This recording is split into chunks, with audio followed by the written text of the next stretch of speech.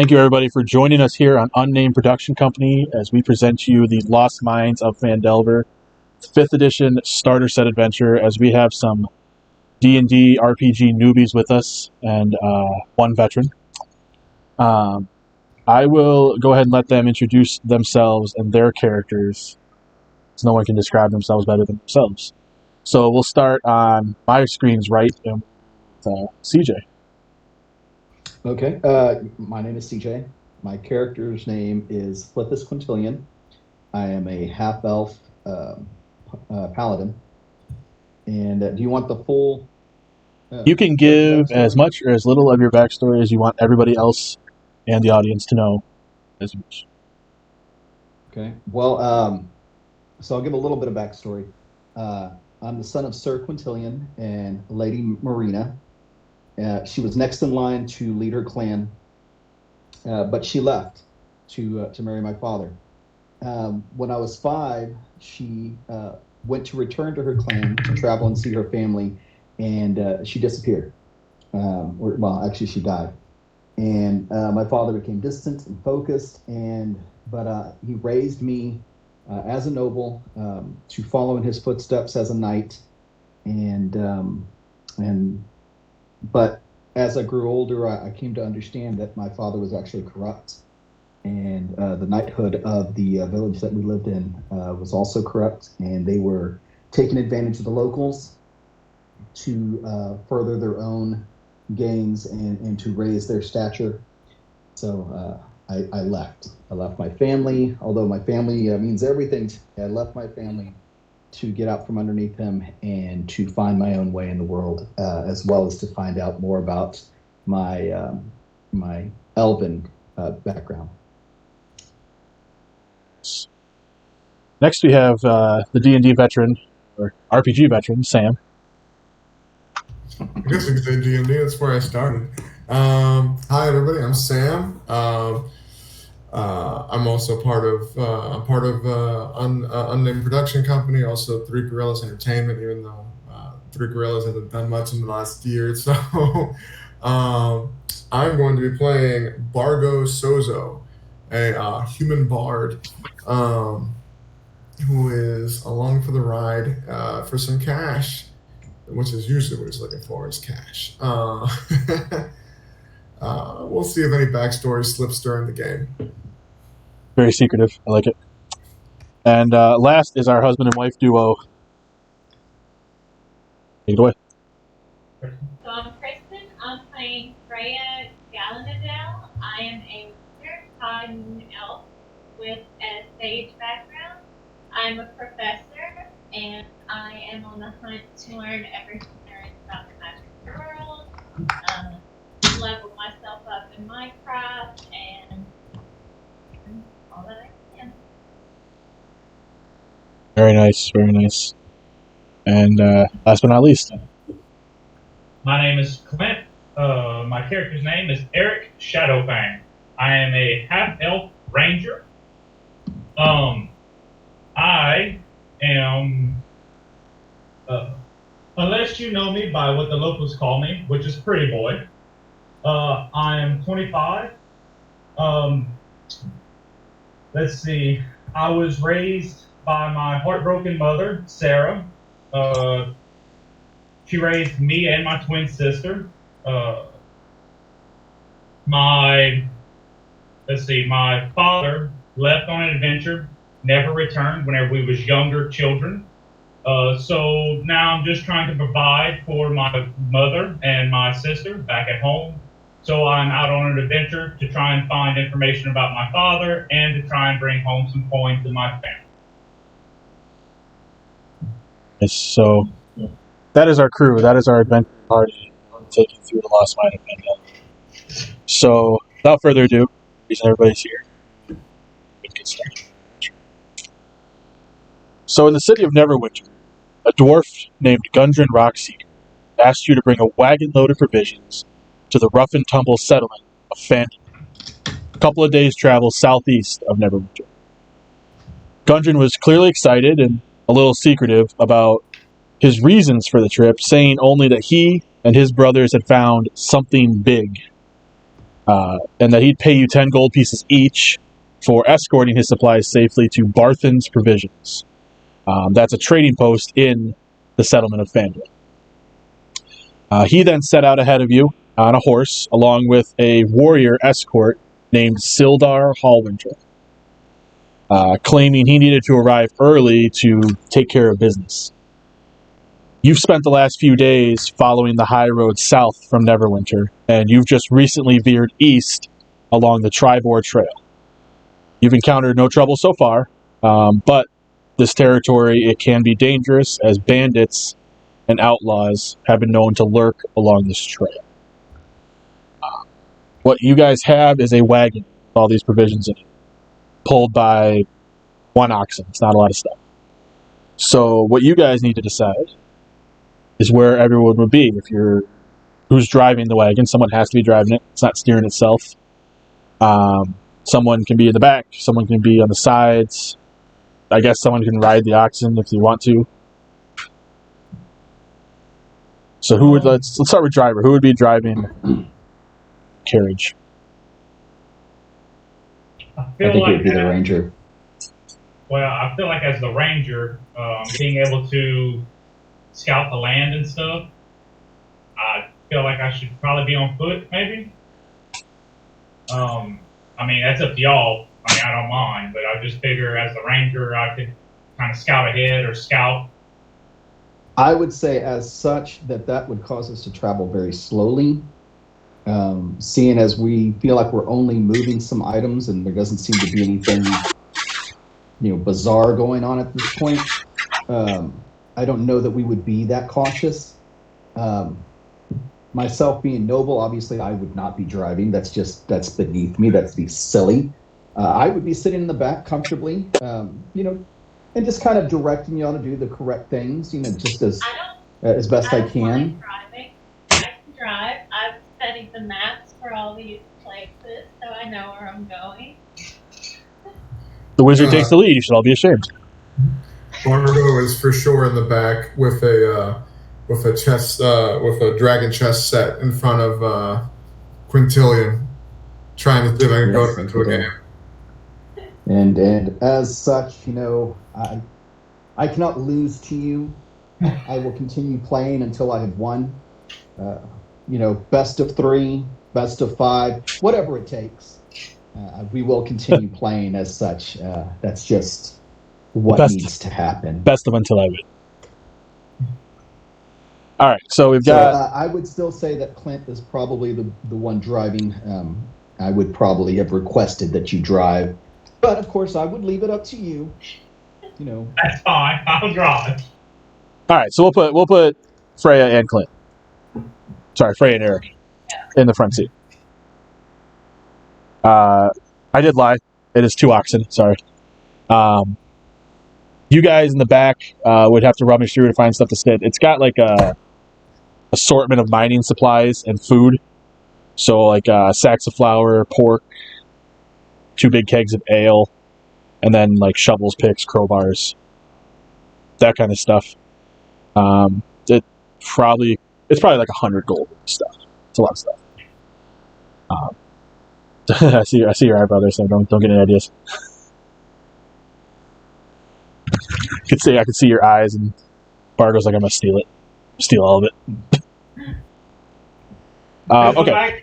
Literally, I'm just like, guys, if we just split this up, sell it amongst ourselves, we get a bigger payday. What is 100 divided by 4? That's 25. It's way better than 10. I mean, we are only getting 10 gold for doing this. We could sell this for a lot more. That would, I would have to definitely say that's just, we can't do that. That's not okay. I've seen my father steal from people. This is not the road. We will honor the deal that we were hired to do. This is what we were hired to do. We will see it through to the end. If it comes down to it and you guys feel like you absolutely need more money from the job, it's too much for you, I will cut you in on some of my gold. It's fine. I don't need the gold. What if I bet you on a game? If you lose the game, we sell the stuff. Unfortunately, I would not take that bet. Again, that would be that would put me in a predicament which I just don't see that I could follow through with. But I definitely lay down a gold coin on that. Ooh, I like that. Okay, that's fair. So Freya, Eric, as you guys are listening to this bickering in the back of the cart, betting gold, who has more gold, who doesn't need it, is when you come around the bend, you've been on the Tribord Trail for about a day and a half. While they're bickering in the back, you guys come around the bend, you guys be the first two to spot it, is two dead horses sprawled out, probably about 50 feet ahead. They're blocking the path, so you're not going to be able to get around them. Each of them have several black feathered arrows sticking out. The woods press pretty close to the trail here, and there's pretty steep embankments on each side, with dense thickets besides those embankments. You guys want to do? I think I will activate Divine Sense. So, now here's the thing. You two are still bickering in the back of the cart. They've noticed it, and they have to decide if they're going to tell you or not. What? I'm definitely going to let them know. But can we investigate? Or do we have to climb down to investigate this? Would we know where these arrows come from? If you'd like to get, you would have to get down. I mean, like I said, right now, as you're just turning the bend, the two horses are about 50 feet ahead of you. So you can pull the cart right up to it if you want. I'm gonna stop the cart immediately. Okay. Before we go any further. Okay, and as soon as he does that, now I'm aware that something's going on. Why have we stopped, Eric? Well, what's going on? We have an obstruction in front of us. There's some dead horses. That's not good.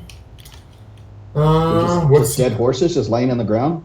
People don't leave dead horses on the road unless it's a trap. That's why I stopped them.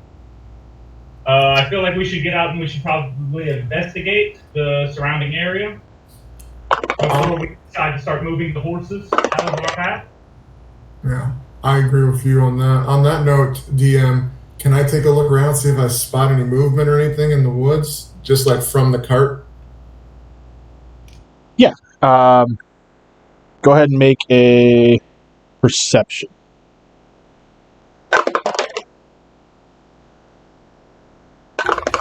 Alright, I know it's the first roll of the night, but I swear to God, I rolled a nat 20. What'd you roll? A nat 20. Damn it. What exactly is in that? You broke the game, Sid.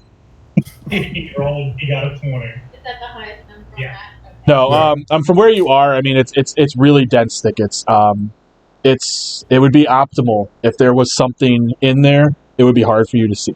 So if something was going to hide, that would be the place to do it. Is up where all these thickets are embanked in the parking lot. Now, because I'm a natural explorer and I chose forest, would I be able to do an investigation check and would I be able to see better than him? So you're still at the cart, or did you go up there yet? No, I haven't went up there yet. Okay. Yeah, you can roll an investigation check too. Well, what's that going to be on?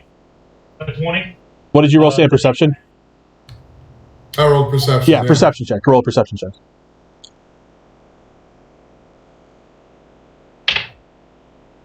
Oof. 7. First D&D roll ever is a 7. Do I add anything to that? Like, what is... whatever your perception skill is listed as. If you're not... It would be wisdom plus your proficiency if you're proficient in perception. It'd just be +2, so it'd be an actual 9. Yeah. Really big. You don't see anything here. Like I said, it's thick, the embankments and the thickets on the side of the road. So you don't really see anything. You're probably still a little off-put by you didn't expect to see 2 dead horses. But now, again, because I also have a ×2 proficiency bonus with forest area. Is this considered forest, I guess is my biggest question? Because then it's a ×2 proficiency bonus, which would help this out a little bit. Yeah, go ahead. Yeah, you can add that in. So, I'd say it's forest. Yeah, I mean, that's ×2 proficiency bonus on intelligent or wisdom checks. Yeah, perception would be wisdom. So then my 9 now turns into an 18? Yes, so you'd still... I mean, he an 18? It'd be an 11 11. because you multiply your proficiency times 2, not Yeah. Not high my or Yeah. low. It's called expertise. You get expertise. Okay. So yeah, 11. It's roughly the same as saying. Like, it's still thick. If something was going to hide, this is where they would do it, but you can't really see anything going on in. Okay. Okay, So- at this point, I am jumping off the back of the cart, and I'm walking up to see what's taking so long. I'm, getting a little kind of, this is taking too long, guys. We're either need to get ready to fight, or we got to get moving. So I'm going to go ahead and move up towards the horses, and I'm going to use Divine Sense. Okay. So Divine Sense, go read that one to me again, so I know what it does. The presence of strong evil registers on your senses like a noxious odor. Powerful good rings like heavenly music in your ears. As an action, you can open your awareness to detect such forces. Until the end of your next turn, you know the location of any celestial, fiend, or undead within 60 feet of you that is not behind total cover. You know the type, celestial, fiend, and you know the type, but you don't know the identity. Within the same radius, you also detect the presence of any place or object that has been consecrated or desecrated, as with the Hallow spell. You can use the feature a number of times equal to 1 plus your charisma modifier, yada, yada, yada. So that one I can use, I think, 4 times or something like that. All right, so Flifus goes up to the horses. Look at them. The first thing you're going to notice upon investigating is these horses look familiar. The reason being, these were Gundren Rockseeker and Sildar Hallwinter's horses. When they left ahead of you, because they had to go take care of business in Phandalin, they've probably been dead about a day, and it's clear that the arrows are what killed them.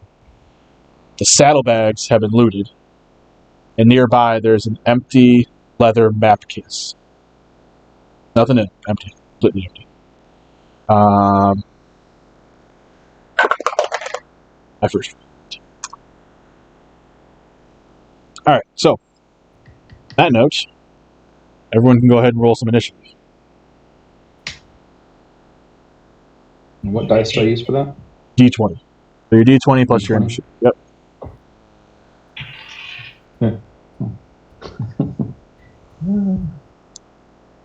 Six.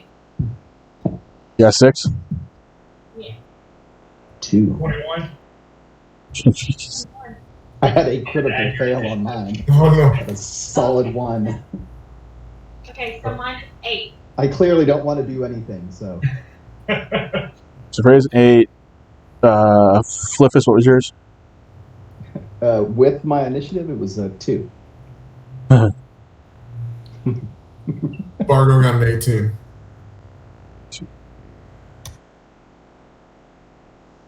And what was Eric's? 21? Yeah.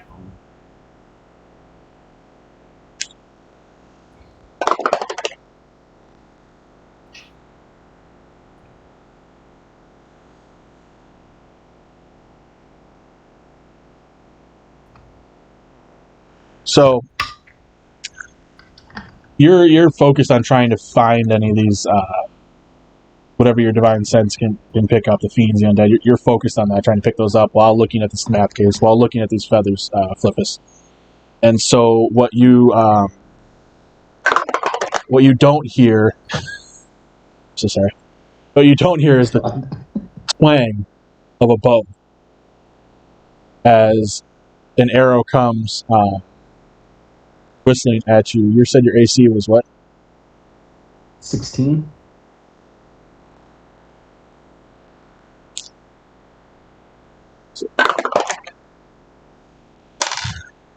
So yeah, you take you get hit. This arrow just out of nowhere sinks itself right between the plates of your shoulder, and you took 6 off of that.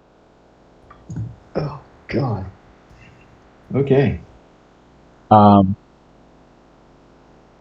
This is what's called the surprise round, because the creatures stealth beat out Flifus's perception, passive perception. So they get that. That's 1. At this point, you hear another twang. But this one is going by you. And it goes by you. Like, you feel it was intentional to go by you. Eric, you don't feel it was intentional to go by you, but yet it does. It's almost as if your instinct kicks in as a ranger and you hear the twang, you saw him scream from getting hit, and you just kind of matrix your way as you look at this arrow go by. Oh, no, yeah, I just turned my shoulder, just let it go on. At that point, 4 goblins jump down from the thickets on each side of this horse. The 2 that jump down right next to the horse is pretty much right in front of you, Flifus. They pull out scimitars. The other 2 kind of step back a little bit and just ready another arrow on their bows. The scimitar ones are going to move a little closer to you. With that, we'll go to Eric. Go into regular initiative order. All right, I'm going. So, how far are they from us? You're still at the cart. Flifus was the only one who approached, so you guys are still 50 feet back. So I can actually fire my longbow then, because I am up to 150 foot. Yep, you can fire the longbow. Okay, well, I can jump down or I can stand up, I guess, on the wagon, correct? Yeah, you can stand up on the wagon. I'll stand up on the wagon. I have a little bit of a high ground, a little bit of advantage on them, and fire down. So I'll run. I have to roll a d20, correct? To see if it hits. Yep. And then I roll my weapon. 11? And 11 does not hit. Okay, so I accidentally just shoot it off to the side. I'm sorry. The first time actually having to shoot something other than an animal. He's panicking. So you still that was your action. You can still, if you want to move somewhere, if you want to move closer, stay where you are. I think I'm going to stay where I'm at because I want to be able to attack with my longbow. Alright, so Bargo, you just watched these goblins jump down. Flifus took an arrow in the shoulder, another one whizzing by, and Eric just whiffing his first bow shot. There's an arrow in the side of the cart right now, basically. You ever played arrow roulette? You pretty much just fired it up and you're waiting for it to come back down. I'm sorry, okay? How many goblins It doesn't happen all the time, I promise.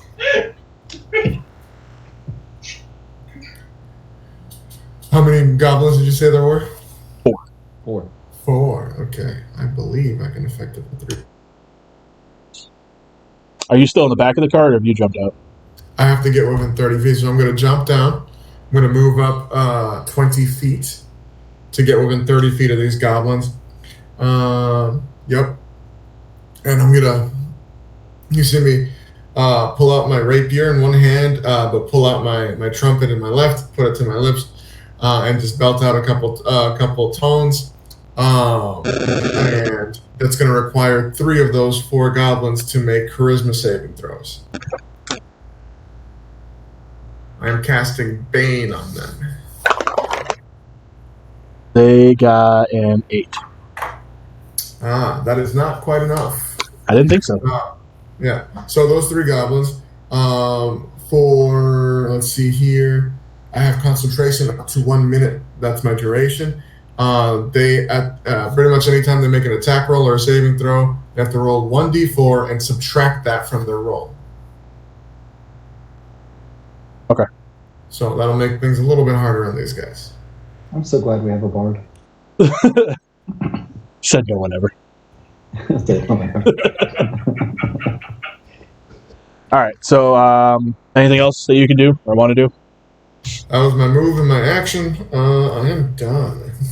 All right. Now we're on the goblins portion of it. So these 2 goblins that pulled out scimitars and these crappy-looking leather shields, like animal hide that hasn't been tanned yet, kind of. They step up towards you, Flifus, and the first one is going to try and take a swipe at you. This guy's going to have to go.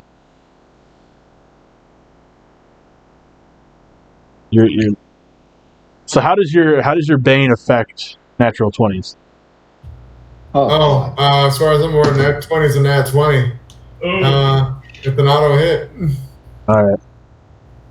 I guess our paladin's gonna go unconscious, guys. This is not the way to start the campaign. I mean, there is a section. It literally says in the unlikely event that the goblins defeat the adventurers, but So in the unlikely event that they beat us, we play goblins, right? That's what we do. yes, you assume their identities. Your soul leaves in search for the next vessel. That's the closest thing. So it's either that or the ox. So how much damage did he do to me? Well, you know what? I'm going to ask this too. I've done it different ways, so I want to keep it consistent. Do you guys want to just roll the normal damage and double it, or roll double the dice for critical?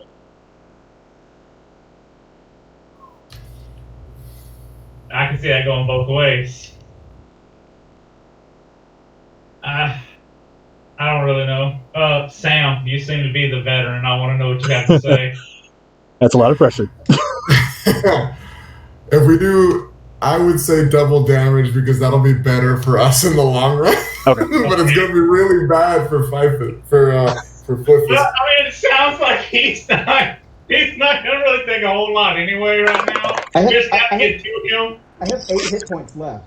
And this goblin scimitar attack just sunk in to the same spot where the arrow went, just cleaving this. I don't know if you guys have watched Game of Thrones, if you remember when the Hound cleaved Beric Dondarrion, that fight. Oh. He just did that. And so you just took 6. Oh, okay, you're still up. Shit. Your shoulder hanging on by a thread. Hear Bargo's like, oh, that's not good. Was that my shield arm? Yes, that would be your shield arm. That would be my shield arm, okay. Good, at least I can still swing. So now the second goblin is going to step up to you. I'm sorry, you're the close. No one else has come up to the horses. I mean, Should have waited.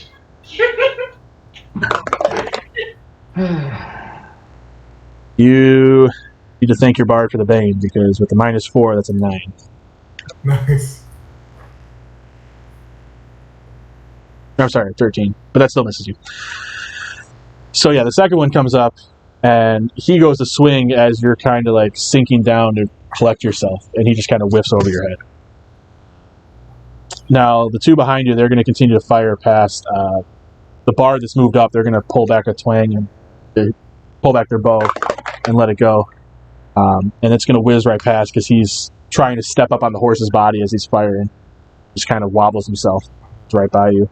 The second one is going to try and do the same thing. That same thing happens. Trying to get their bearings on like this bloated carcass as they're kind of like wobbling around, firing the arrow. That is our goblins. That brings us to our wizard. Okay. So, how many do we have?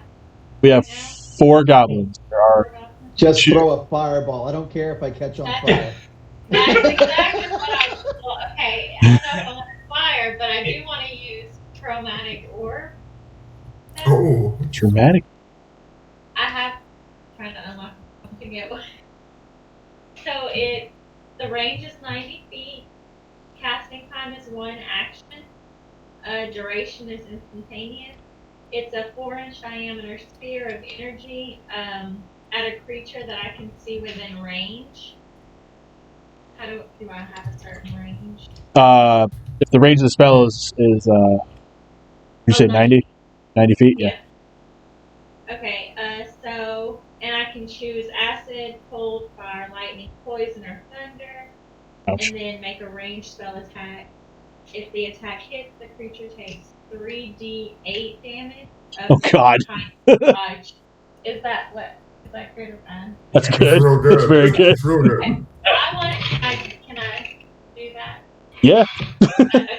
I want to hurl an orb of, let's go acid at the nearest one to me. I'm still in the... Well, you're still 50 feet back, so what you can see is Bargo about 20 feet ahead of you. And then all 50 feet ahead of you is Flifus, gushing blood everywhere. And 2 goblins standing directly in front of him, and 2 goblins behind him. Okay, so I see the arrow move past Bargo, and then I hurl my orb at the nearest one. Awesome. All right, so go ahead and roll for that. All right. So how many? So she actually needs to. Yep. So it's a roll. Yeah, a ranged spell attack. You're still going to roll, and this is where you're going to use that spell stuff on the top of your spellcaster sheet. Your spells are listed. You're using those modifiers. Okay, so what do I roll right now? What dice? Roll the d20. The D20. You have to see if it hit.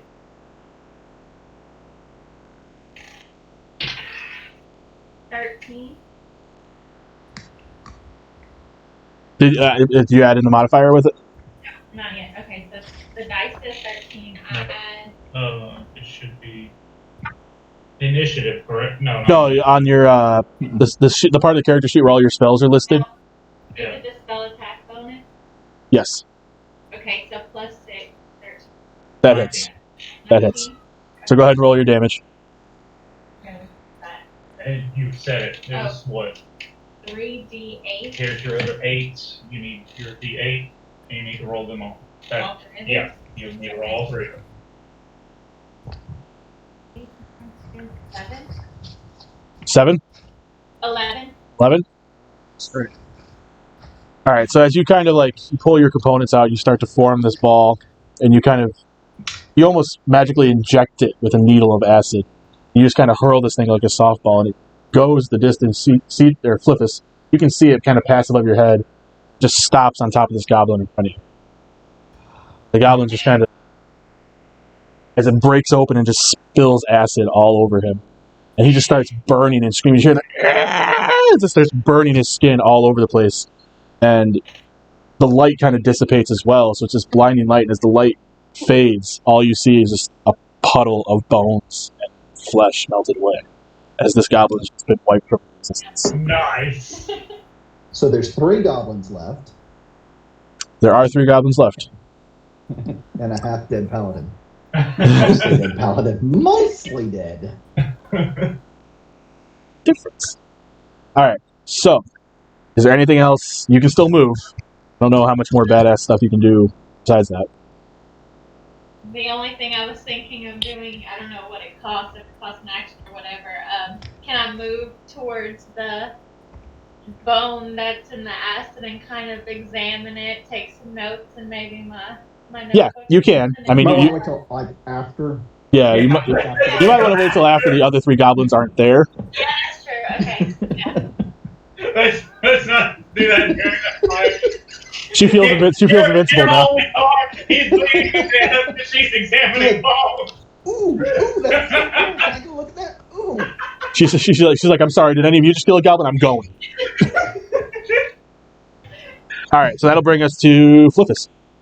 The end of the line. Okay, well, clearly there's only one thing I can do at this point. I'm going to use Lay on Hands to regain 5 hit point. Go ahead and describe that. Go ahead and give that some flavor. So, at this point, I'm down on my knees. My arm is dangling. It's out here. I shall lay my hands upon that shoulder to try to mend it together. So I'm pulling it back in so that it will hold and the bleeding will stop. I'm going to struggle to get back to my feet now. And I'll begin staggering back towards Bargo, getting away as far away as I can from the goblins that have nearly taken off my arm. Okay. So in other words, I'm going, holy hell, help me! It's so bad. Oh. the other thing, Sam, correct me if I'm wrong, the goblin, not the one that just got melted, the other one gets an attack of opportunity, right? Because he's leaving the 5-foot sphere. If any of them move it, yeah, any of them that he left the threatened area of would get an attack of opportunity on. So for the new guys, the attack of opportunity, if you're within 5 feet of an enemy and you choose to just essentially turn your back and leave that area, he's going to get an attack of opportunity no matter if it's their turn or not. So CJ, you would invoke an attack of opportunity from this guy. Okay. Which means when you turn to go, he's going to get a chance to go at you. Now, I'm going to say he doesn't because he just watched his friend get melted by a magical ball of acid. and that's kind of still sitting weird with him. Mm-hmm. Because he's just kind of still staring at the pile of bones and doesn't really watch you leave.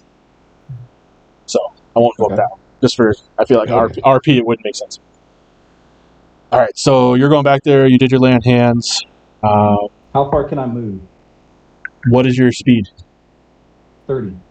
So you can make it back to exactly where Bargo is. Bargo. Okay. So, And that'll bring us... right here. Friendship is forming. What's wrong? You want to play another game of chess? I don't think we have time for that right now. Don't worry, I'm protecting you with my shield. I've got you covered. Oh, I see. Yeah, It's like this right now. It's kind of barely holding it up, but it's there. This will bring us back to top of the order with Eric. There are 3 goblins left. No one is near them. Alright, I'm gonna pull back my longbow again. Yeah. So, what do I add whenever I roll? So, when you're rolling your D20, you're rolling the attack bonus. And what would that be? I think it's listed as attack bonus. That should be noted next to your weapon on the middle of the sheet. If it's not filled in, it should be proficiency plus your dex, if it's your bow. It's plus 5. Plus So 5. 15. 15? Yep. That hits? Yep, go ahead and roll your damage. All Which one are you going for? Because you got the one still in front of the horses, and now the 2 that are on top of the horses, the bowman. Go for the archer. Go for the archer. Yeah, I'm definitely going for the archer. Okay. I'm going to try and take out the range. Okay. So 1d8. Yep. And I rolled 6. So Very I nice. bring back my bow, and I'm like, this is the way it's done. Nice. You add your dexterity modifier to the damage too. Yeah. Oh, really? Yes. It's not. It's the D6 plus dexterity. Oh, I didn't write that down. The modifier, so The not the mod- whole yeah. number, just the just yeah, plus. plus 3. I have a plus 3 to dexterity because I'm at 16. And I've done a plus 1 with my character. So it's plus 3, correct? Yeah. So that'd be 9. Yep. Okay. So as you pull back this bow, like you're ready for redemption. You brace yourself, and anybody who decides to look at him, Flifus, you'd probably see it because you're looking at the card as you walk back towards Bargo. It's just this majestic half elf just holding the bow back, and it's almost as if you're watching it in slow motion. He lets his arrow fly. It goes right over you and Bargo's head, and this thing just has enough force to blow the goblin off the horse and onto the ground behind him as it just screams. And all of a sudden, silence. So we've killed another goblin. Awesome. You staying up on the wagon, or are you going somewhere? I'm going to keep my high ground. He's like, I'm good here. I'm good. Everyone's dying over there. I must leave, right? Yeah. Well, I mean, I don't have nothing I can do for him. I mean, I can keep shooting arrows from here. All right. Bargo, you've got 2 goblins left and a half-dead paladin at your feet. Eric, Freya, good job. Good work, guys. I look over to Flifus. Let me show you how it's done. And I run at the one goblin that's within 30 feet. And I'm going to try to impale it with my rapier. Let's see. That's a 13 plus 5, 18. That's it. All right. Oh, shit. Yeah. That's I rolled max. I rolled 8 damage, so 11 total. I will let you describe how you kill this guy. Nice. So literally I run up to him, and the goblin sits like a full 2 feet, or maybe even like almost 3 feet shorter than me. So the goblin's trying to like get underneath me to like get at my feet and make me miss. But I do this whole like little flip over his head and just cut my rapier down through his skull, and then I land back on my feet, and he just like kind of like, and I look over at Flifus, and I blow my trumpet, and I give him 1 inspiration die. So you get a D6 inspiration die. Nice. As a bonus action, I grant you inspiration, Flifus. so that you may help yourself. Yeah, Flifus, essentially you've watched this and you're just like, that is so badass. That's so cool. You can't help but just sit in awe of now that the half elf making his shot, that the human bar just running up and doing his badass stuff as you sit back and bleed. Back and bleed. Your time will come. My time will come. If they There leave anything for me, now that there's only one goblin left. is one goblin left. It is that goblin's turn. This goblin just watched He's this standing right in a behind matter Bargo. of seconds. All of his friends just got wiped off the face. He kind of just looks around, looks at the four of you, and he drops his bow. He's like, and he just bolts. He just runs the trail the opposite direction. That's right. That's, You better just run. that's how cool Bargo was. That's how cool he was. That's how cool Bargo was. He's like, Yeah. I'm out. Nope, Yeah. I'm If done. he'd done that earlier, Okay. they might have all run away. Can we get a attack of like you had said earlier? I think the only one who would be Bargo. I don't know if that guy was in my threatened square. That was one of the archers, right? Yeah, they were on top of the They're all horse. standing. Okay, they're okay, all- then. They were standing right Okay. there next to each other. I wouldn't be able to shoot my arrow. That No, far. because he's not. He has to leave your sphere of threat. My attack. Right. Your little 5 foot. Like imagine a 5 foot bumper around. Okay. Should we? I got Go ahead. I got a 15. Does that hit? It does. It ties, so I'll give it to you. Cool. Ooh. Minimum damage, so 4. 4. So what are you attacking him with? Your rapier? My rapier. Okay. Yeah, as he turns to run, you kind of just slick his Achilles heel. And he just kind of like starts hobbling still down the trail. As little trail of blood following him. As it bleeds out his Achilles at every step. Bargo just like wipes his sword clean and puts it away. And I was like, yeah, no, we're done. He is still within range. Freya, it would be your turn. Can I say something that would be in character for me? Absolutely, always. Freya, grant him mercy. Let the gods teach him from here.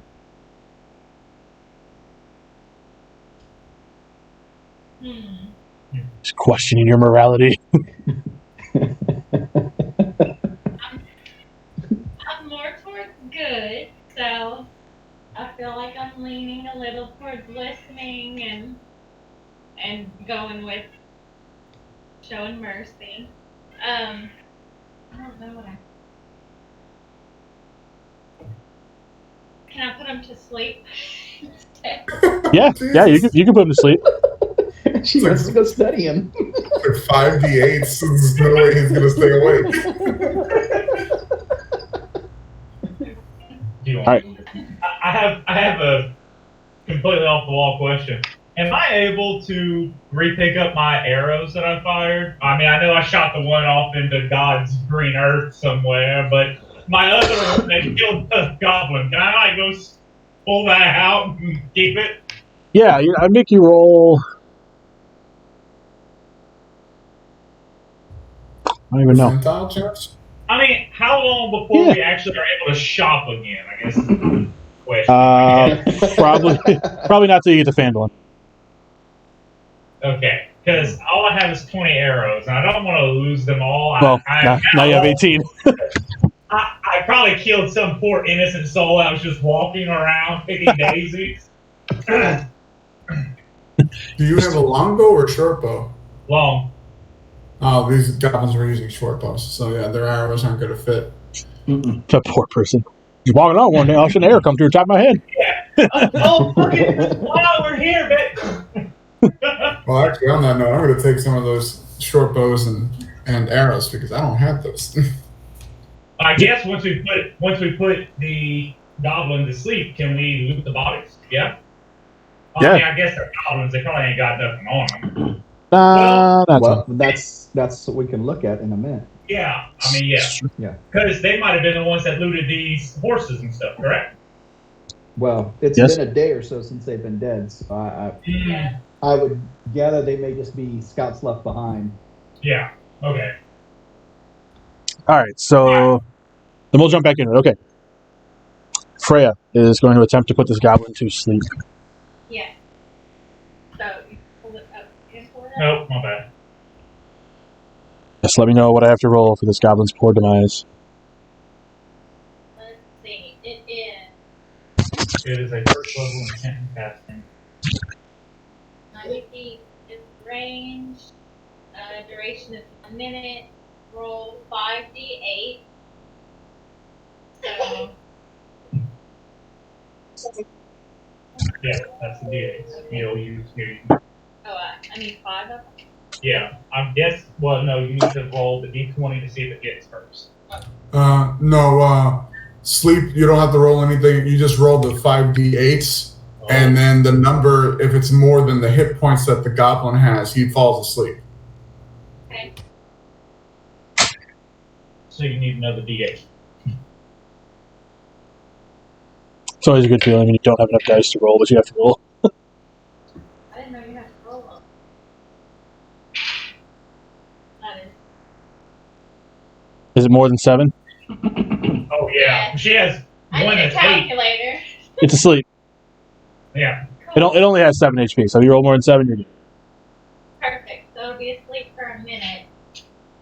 Cool. Okay. So So- yeah, so as he's hobbling away, you kind of see this mist kind of hit him in the back of the head almost, and he just kind of slumps forward. Bargo rushes up to the cart, grabs some rope, and goes back to the goblin to like tie him up while he's asleep. Yep, that's definitely feasible. You kind of tie him. Are you like hog tying him, feet together, just hands, or? No, I'm gonna do like the cartoon type where it's like just like Just ran around him really like, fast. And... starting at the shoulders down to like his waist. I want his legs to be free, Okay. and I want some rope to be left over so that I could hold it like a leash. Okay, yeah, that's no problem. Yeah, he's unconscious, so it's not too hard. Fit that right. Anyone else doing anything while he's asleep? Can we keep checking PG. bodies? Can we My start squire has come to me to aid me to the back of the cart. So my squire Dalton and I are now residing in the back of the cart as I tend to my wounds to ensure the bleeding has stopped. Can we check the bodies now? You can. These particular goblins, I'll say right out, don't have anything really valuable on them. If you want to roll a percentile dice, that dice you were talking about earlier, Okay. and yeah, just go ahead and roll it. See what it is. Okay. Ooh, 40. 40. I'm going to say that where your arrow went in, you know you're going to break it because the barb of your arrow is sunk under one of his ribs, and if you try to pull it, it's not giving anything. And you know you're going to snap it if you try and just rip it as hard as you can. Okay, so lost 2 arrows. Got it. Hey, so folks, I got this. Thankfully, Freya put this one to sleep. I tied him up. Anyone speak Goblin? Yes, I do. Fantastic. So, Should I shake him awake? Should we do this on the road, or should we stop now and do this here? like, put him in our cart and go out on our merry way with him.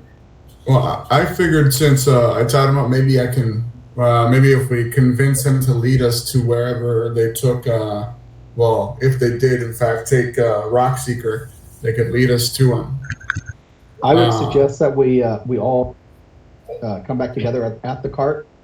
And now that everything is dead, I can go ahead and send my 2 retainers to clear the horses out. They can take their time doing that while we try to talk to the goblin. That sounds like a good plan. Cool. I slapped the goblin awake. Oh no! Don't kill me! Don't kill me! Oh, you speak common. That's helpful. No, he says it in Goblin. Oh, okay. So I translate. Okay, so he doesn't want us to kill him. That's a good start. We have a bargaining chip now. And yeah, as you guys are speaking common, his eyes are just kind of dark back and forth as he doesn't understand any of it. So you're gonna have to communicate for us. Now, can you ask him if they've seen if they kidnapped or captured a dwarf that was riding on those horses. Yeah. That was me asking. Asking him. He's kind of looks at us. Dwarf. Yes, a dwarf. Yes, we did capture a dwarf. Yes, we did capture him. Where'd you take him?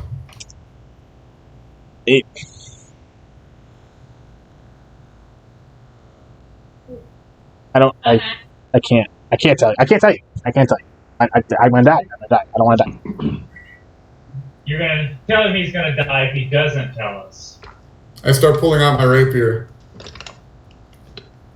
Nope. Okay, all right, hold on. You see him kind of like uncomfortably fidgeting inside his rope jacket. All right, so I start slowly like just sharpening it a little bit with my whetstone. Just all right, I get it. Put it away. I get it. I'm sorry. They took him to our hideout. They took him King Groll. They took him to King Groll a few days ago because Clark received a message from King Groll and told us to watch out for this dwarf. And this dwarf that was on these horses fit the description, so we captured him, sent him and anything he was carrying back to King Groll. Can I go now? Who's King Groll? Is that like a goblin king? King Groll is he's the chief. He's the chief of our tribe. Tribe. Yeah, tribe you would call it. Cragmaw tribe. Cool. Anyone have any other questions? Where's your hideout? Can you lead us to your hideout? I am really shit. Do you lead me to your hideout if this was turned around? You don't really have the bargaining chip here. I lean my rapier like on his chest. I just like put it. I don't put any weight on it. I just like put it on him so he feels how sharp it is. Okay, all right. That's a fair point. Point. Literally. Yeah, he's kind of looking around hoping that someone would laugh, trying to use attention. Poor Freya is just having to relay all of this.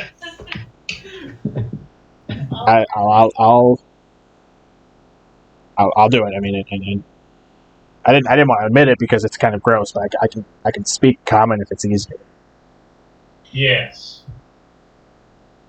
I don't like it. Now It doesn't taste good coming out of my mouth, but I mean, I'll do it. Put my rapier away. See, look, we could have been negotiating much simpler. You made me threaten you.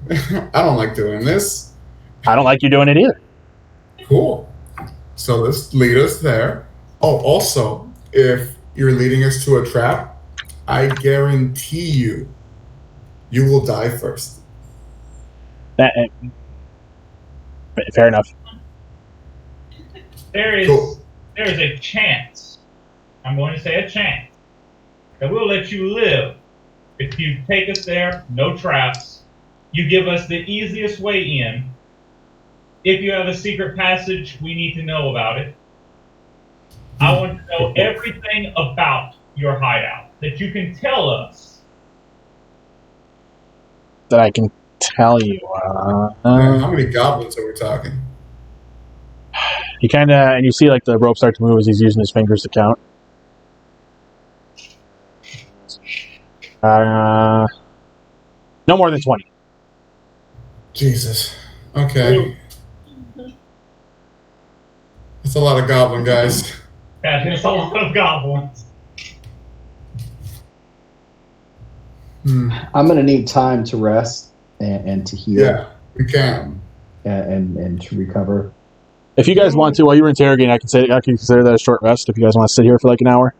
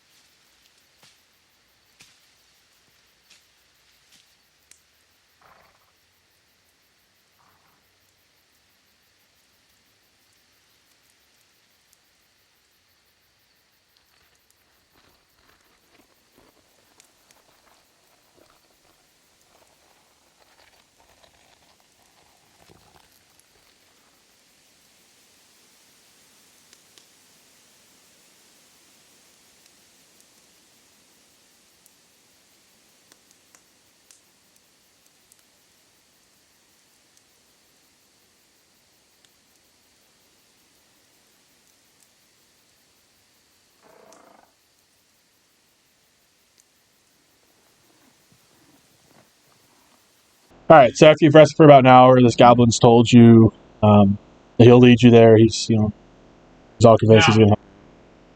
Did he tell us anything that I asked, like the layout of his hideout during this hour? Did he tell us anything? No, he doesn't. He doesn't even know the layout of his hideout besides the way he's going to take you in. All right. And there's 20 goblins. Great. Hopefully he can't count. I don't know. Okay, guys. You've seen me. I've been playing chess a lot. And tactically speaking, I don't know how we're going to fight 20 goblins. That's 5 goblins per person. I've already used one You of have my humbled two. me, and you have humbled me, and if you say it is so, then that is what I will lean towards. Now he didn't say it was 20 exactly. He just said there was no more than 20. No more than 20. I mean, I feel like we have to go and at least see if we can free these people, correct? I mean, you have a point. I feel like that is the right thing to do. How good are you at stealthing, Eric? Good question. Out of character? What is how would I know that? You should have a stealth skill. A what? Stealth skill. It'll be dexterity based. I think you took it. You're proficient in it. I think you took it. Yeah, I'm proficient in it, so it's +3. It's 3. If you're proficient, it's dex plus proficiency, so it should be +5. Oh, it is. Yeah. So Yeah, cool. I was going to say mine's at +1, so. So you and me are pretty much on even footing on this. I think you have a point. Maybe we let them lead us to them, and then you and me scout ahead and see if we can't pick them off. Another thing, what are we going to do with the Clark? This is our job at the end of the day. This is our job. And I am in this to try and make money. I'm all about helping, but this is our job. I don't want to leave it behind and something happens. On the topic of money, hey Goblin, how much shiny things have you guys stolen over the past X amount of time? Not I feel like we've probably taken a lot, but it all goes to Clark. He gets to hoard it all. Cool. We killed that guy. We take it. I mean, Clark's our leader. Clark's boss. That was Grohl. How about King Grohl was the leader? King Grohl's the leader of our Cragmaw tribe. So I guess you could say Clark is trying to think of what equivalent for you guys. Like a lieutenant. I see. There's a lot of goblins, guys. Yeah.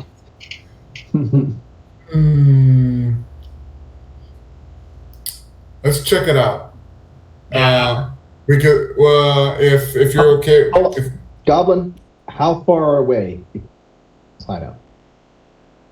good question. Probably about 5 miles. The trail offshoot is just here, just in front of the horses. So the trail leads through the forest? Yes. Is the trail big enough to fit our wagon through it, or no? Kind of looks back at it. No. Well, That means you guys would have to be 5 miles away investigating this. At Hideout. least we're going with 2 people, though. Well, we could all go, and then when we notice something, we can jump ahead and start searching. Because leaving people behind 5 miles behind us is just lunacy. Yeah. Don't split the party. But we can leave your retainers here with the cart. Can do that. Yes. Okay. We can do that. We'll leave. Dalton is a good squire. I've taught him many things. And he will do his best to protect Kobe and Callan and the cart. Right off. But they will run at the first sign of real trouble. Just As any good squire does. As any good squire does. They're still young. They're young lads. They're still. I would rather they lived. So. Yeah. All right. So at that, the goblin kind of worms his way up, just using his legs as the tide. All right. So we're going now. Yeah. Lead the way, little one. What time of day is it right now? Probably early afternoon. Early afternoon. So it's going to be about nighttime by the time we get there. So that should give us some additional. We'll be coming up in the dark. Now, DM question. How long have we been here? About an hour already, just with our travels and everything in this location? Yeah, you've been here an hour. Because with my natural explorer in the forest, I cannot be lost or slowed. I remain alert even if I'm doing something else, and if I'm alone, I can move stealthily. Right, because it's your favorite terrain. Yeah. So I'm actually going to have the upper hand going into this. I also have dark vision. Yeah, I think everybody except Sam has dark vision. Yeah. Humans don't get that.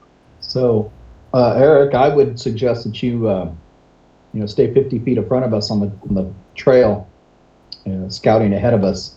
That way you can stay in your own stealth range. You'll be in your own little bubble of space there. It'll be easier for you to move back and forth. Okay, so marching order, we're going to have Eric up front. Yep. I would say Eric up front, maybe me and Freya in the middle, followed by. I'll cover the rear. Are you letting the goblin walk in front of you, Bargo, or behind you? Oh, the goblin's leading me, so I'm holding on to the reins on the goblin, but he's in front of me. Okay. All right, so yeah, you guys march forward. It's pretty uneventful. The goblin points out a couple of traps they had set up because they've used this trail. So you guys are able to avoid the snares and the pits and stuff like set up for people who want to follow them back to their hideout. About 5 miles later, it's getting to be about dusk. Still a little bit of sun from the sunset in the sky. You come up to this shallow stream. This open kind of flows northwards. Flows southwards out of a cave. There's a cave. There's a river flowing south out of it. And you have it's screened on this far side of the river by these dense thickets. And there's a narrow path that leads into the cave on the right-hand side of it. That's what you guys see as you come out of this cave. And then the goblin just kind of looks back at Bargo and goes, yep, that's it. Okay, so at this point, we're all back together then. Yeah. Can somebody who would probably be able to do the best investigation check investigate? Yeah, I would like to look around, see if I can see any patrols or anything like that. All right, so you're looking for, you said patrols? And Yeah, see if the goblins walking around. And I should still have my times 2 because we are outside the cave. So we're still in the forest right now. Right. So I should do my times 2. Yeah, so if you guys both want to roll perception checks. See if you can look around and see what's going on. Right, that's very good. At 13 plus 5.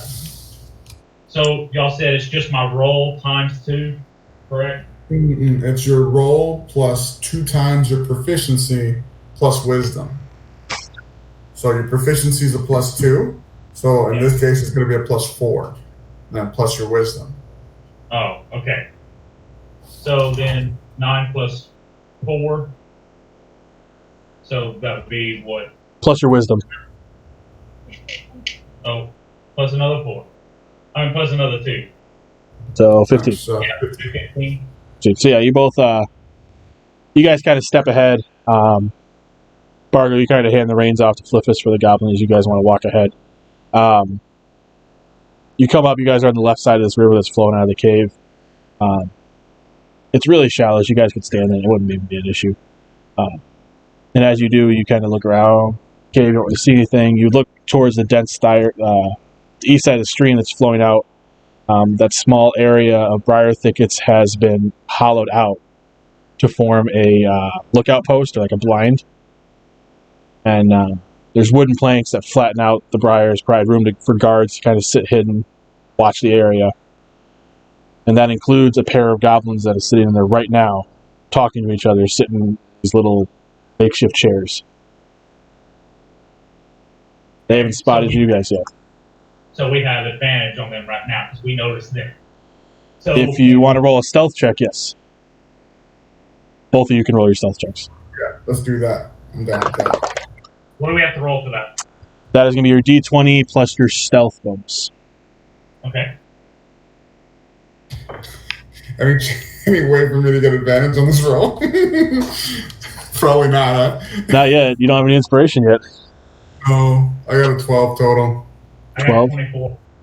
Oh, shit. All right, so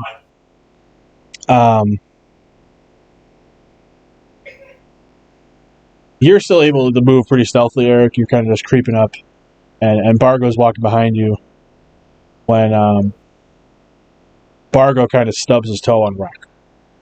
And Shit. yeah, that's all you hear. You all hear is a shit. And you hear the cheers scoot out across the wood, and the goblins get up and look over at you. Like, wait, you're not supposed to be here. And everyone can roll. Do they only see me? No, because you guys were next to each other, walking up, so they would see both of you. Okay, we can go ahead and roll for some initiative. How is what's our ooh, nice. How easy is it for us to see them? Like, Oh, you're staring at them. You said they're in a blind. Is it like? Yeah, it's hollowed out. So picture like a U shape. They hollowed out the middle of this thing and have a little lookout post on the other side. Then Yeah, you're looking right at them. I have a clear shot with my bow or something. Oh yeah, you're only like 25, 30 feet away. So it's just me and him right now? Yes, all the other people are still on the other side of the river. So you guys would probably be 67. 21. 18. I got a 13. I used up all my good rolls earlier today. Don't worry, I'm wasting mine right now. Flifus. Yeah. For initiative.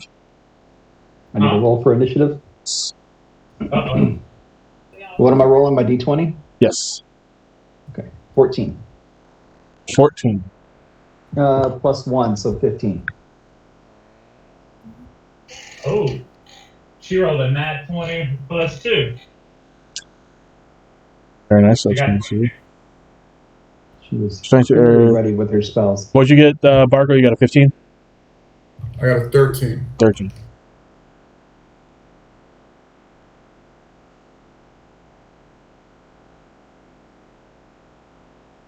Okay, so Freya, you will get to go first. You saw Eric and Bargo kind of disappear to scout around, and you heard the goblins. You heard it in Goblin because they screamed, "You're not supposed to be here." And you can see them looking into the blind. You can't see the goblins because they're around the corner.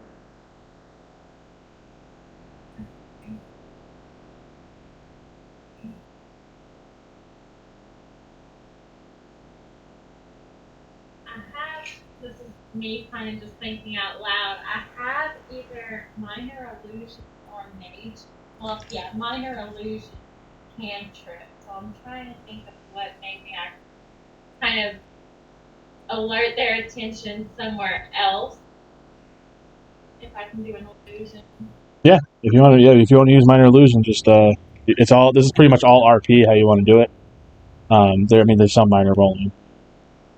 Yeah, you can pick either a visual thing or a sound thing. So I think I will. Let's see. Range is 30 feet. Are we within 30 feet? Am I within?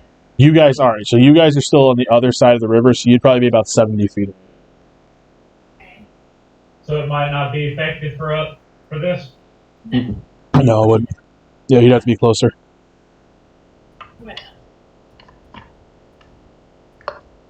Do you move up closer, or what do you do? yeah. I'll move up closer and take a closer look at what's going on. Okay, so what is your speed? 30? Yeah. 30 feet? Okay, so now you're going to be about 40 feet away from them. Okay. You pretty much be standing in the river. Okay. That should be her whole turn, correct? Yeah, I mean, unless she has some other kind of action she can use. She didn't use her action because she didn't cast. Well, I'm still 10 feet away from when that would be. Right, yeah. But unless you have anything else you can cast that might have a bigger range. Well, I do have silent image, but that's not sound, so that would just be purely a visual. I mean, that would work. All right, it's up to you. Whatever you think you can make work for what you want to do. I say, Yeah, we'll just wait. I'll just move up closer and just kind of take a closer look, gauge how many goblins we have. Yeah, so you'll be able to see it as you kind of move up diagonally and get in the river. You can see the goblins just around the corner. There are only 2 of them in this little block. That'll bring us to Eric. alright. So I guess I'm going to ready my bow. Do it. I wish I could move the camera. 20? Nat 20. Finally, a player 20. All right, so go ahead and Okay. roll your damage and then double it. Oh. Don't forget to add your dexterity modifier. Alright, so I have 6, 9, and then I double it. So it'd be 18, correct? Yep. 6 plus 3. Yep. And then double it. So, alright. I'll let you go ahead and describe how you kill this goblin. Okay, so because they're a little bit hot, well, how high is the... It'd be the same level. All they did was put some, imagine just putting plywood down to make it easier to walk on the mud. So you just made a little on the ground Yeah. thing. Okay, so I just ready my bow, pull back, and straight through his eye. Yeah, I you pin just, him up against it would be in front of the cave entrance, right? Yeah. So I pinned him up against the side of the cave. or no, you guys are against the cave entrance. Your cave entrance is at your back. Oh, okay. They're in this little thicket just on the other side of it. He flies out of the thing he's in there. Yeah. So yeah, you just pull back and this arrow goes through and he slumps and the arrow goes through his head with the eye still stuck and just sticks in a tree about 10 feet behind him. So you've pinned his eye to a tree and he just kind of slumps down. Gnarly. You want to move or anything? Or? Yeah, I guess I'm going to actually move closer. That way next round I might be able to attack with my dagger so I'm not losing arrow. Okay, so you're 30 feet away from him. Okay, so I'm going to go ahead. I'm 30 foot is my speed. So okay. I'm going to go 20. That way he has to at least walk up to me, I guess. Okay. My next, well, let's go 30, I guess. I guess it really doesn't make a difference, right? 30 puts you in his 5-foot range, so yeah, he can attack you easily. Okay. Same thing though, if you try to go away, he'll have that attack opportunity. So the best option is 20. I'm gonna go 20. Yeah, 20 will keep you out of his reach. I'll go 20. So 20. And that'll bring us to Flifus. Redeem yourself first battle. I am going to hastily tie our captive to the nearest tree as I pull out my javelin and take aim at the remaining goblin. You actually are still, so you're still back on the other side of the river. You're still 70 feet away, so you're going to have to move diagonally to be able to get just around the bend. So you'd have to move about 30 feet to get so I'd have around the bend. So I don't have line of sight currently, is what you're saying. Right. Yeah, you don't have line of sight right now. Okay. So then I will move the 30 feet, because that's my speed, to line myself up with the remaining goblin. Okay. And I will pull out my javelin to throw it. Okay. Let's see. So I rolled a 15. My attack bonus is +6, so that gives me 21. That hits. Okay. The javelin has a 1d6 +4 piercing. So.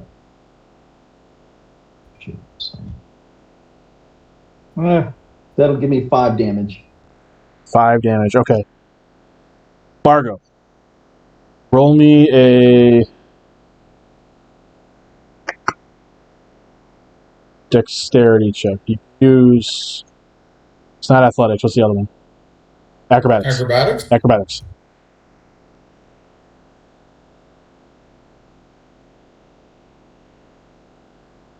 There we go. 24. So you're good.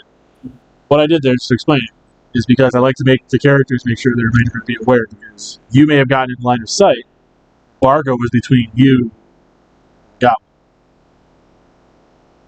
Hold on, wait. How is that? I thought they were Because together. Bargo's, they're up there. Here. Right. So, like, it's pretty much, he's not, like, directly standing in front of you in line of sight. But, Okay. obviously, I you see. can't throw a pinpoint straight line with a javelin. Right. So that's why I did Just that. So you're fine. So Couldn't trip and like chunk it off Right. to the wrong direction or something. or he didn't accidentally, like, stand in the wrong place. Now he lost the Yep. So yeah, you're good. Yeah, you're good. Flifus kind of yells before it, and he's like, whatever the medieval equivalent of 4, and just kind of hurls it. It does hit, sticks in the goblin's leg, and he just kind of looks down, and Ace Ventura just kind of screams and pulls it out. He's like, ah!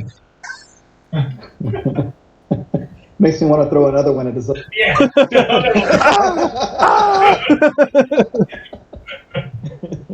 So yeah, he's got that. We'll leave it stuck in his leg. It's better if it's stuck in his leg. That way he's not bleeding out. So yeah, he's took 5 damage from that. The javelin throw.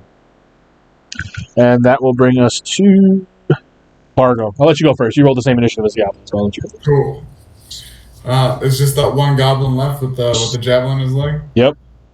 Do I have line of sight with a short bow on him? Oh yeah. Cool. Gonna do that. Nice. That's 17 plus 5. That's 22. That's it. I believe a D6 for short bow. That makes it 6 damage. And that will take him out. Describe it. Shoot him in the other leg. And this one, like, he's got the javelin. He's still screaming, looking at it. And all of a sudden, this arrow just sinks itself into his other one, and he just kind of wobbles and just falls back as he's gushing blood from both these little porous holes. So that's why we're out of initiative, so we're good there. Goblins didn't even get a chance to go. I didn't want them sounding an alarm. That's the way we like it. Now, the one thing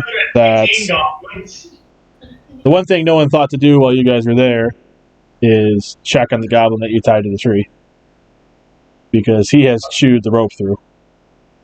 Well, He's still tied like this, but he chewed whatever was tied to the tree, the leash. So he's took off into the freaking forest. I had a feeling he might do that. So now you guys are here. You got 2 dead goblins. These ones the same. They really don't have anything on them. They were just lookouts.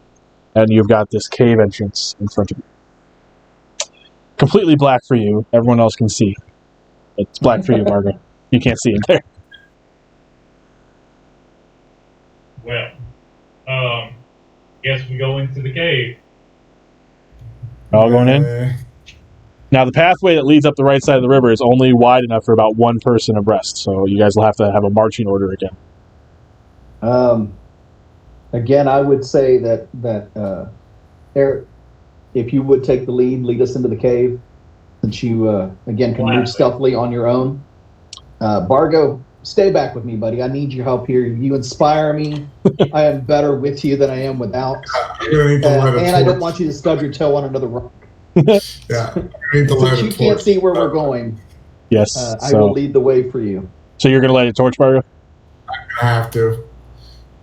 So yeah, he does that real quick. You hear the click to the flint as he lights the stick on. Can I travel ahead because of the fire?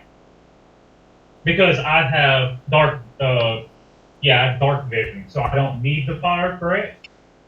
Correct. Right. So can I go ahead? That way the fire doesn't give out my position. How far ahead, I guess, can I? You would have to be, because I'm pretty sure a torch is... I think it's 20 feet. Yeah, 20, 40.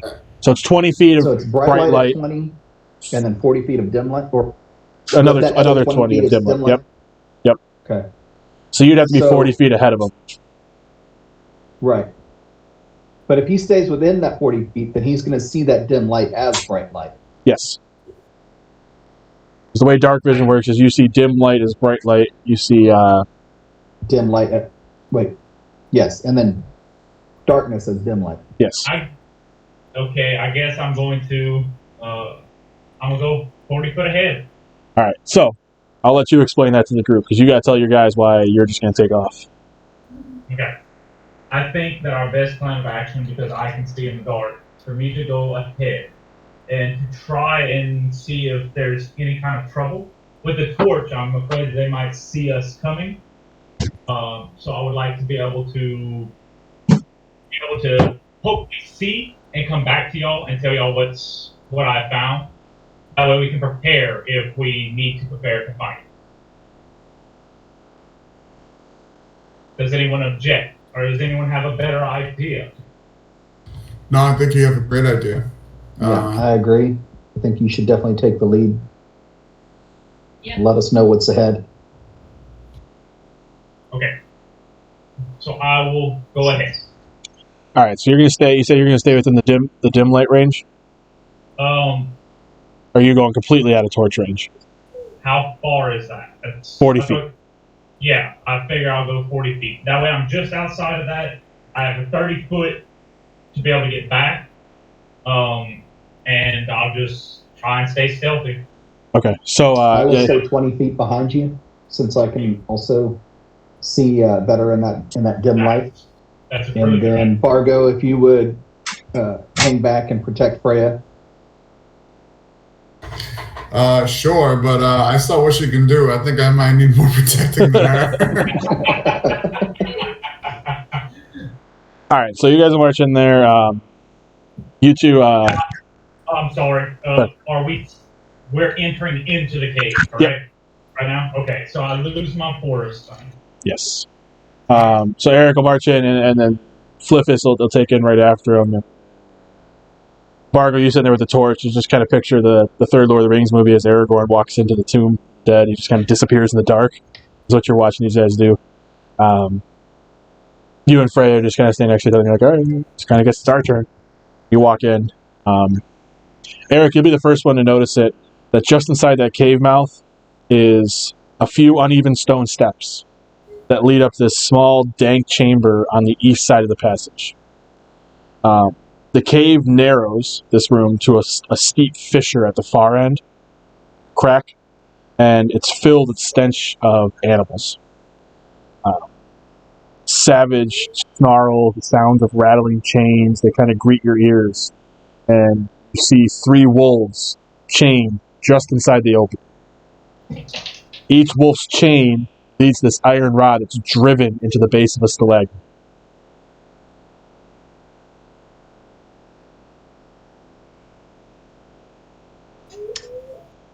So keep in mind, I can see you, Eric. So if you give us a hand gesture or something to hold up, I can see that. Well, you walking right, you walking right behind him, Flifus. You would see this. You would see this seconds after he stops and sees it. So you said they're chained. They're chained, so they can. Can I tell how long the chains are? You don't even need to tell, because you know from the fact that when you make it to the steps, these things each jump at you, but they can't get past the steps. The chain stops them there. Alert to us. So, how many is there? 3. Ooh, that's rough. But they're on chains, so if we decide to kill them, they can't get away.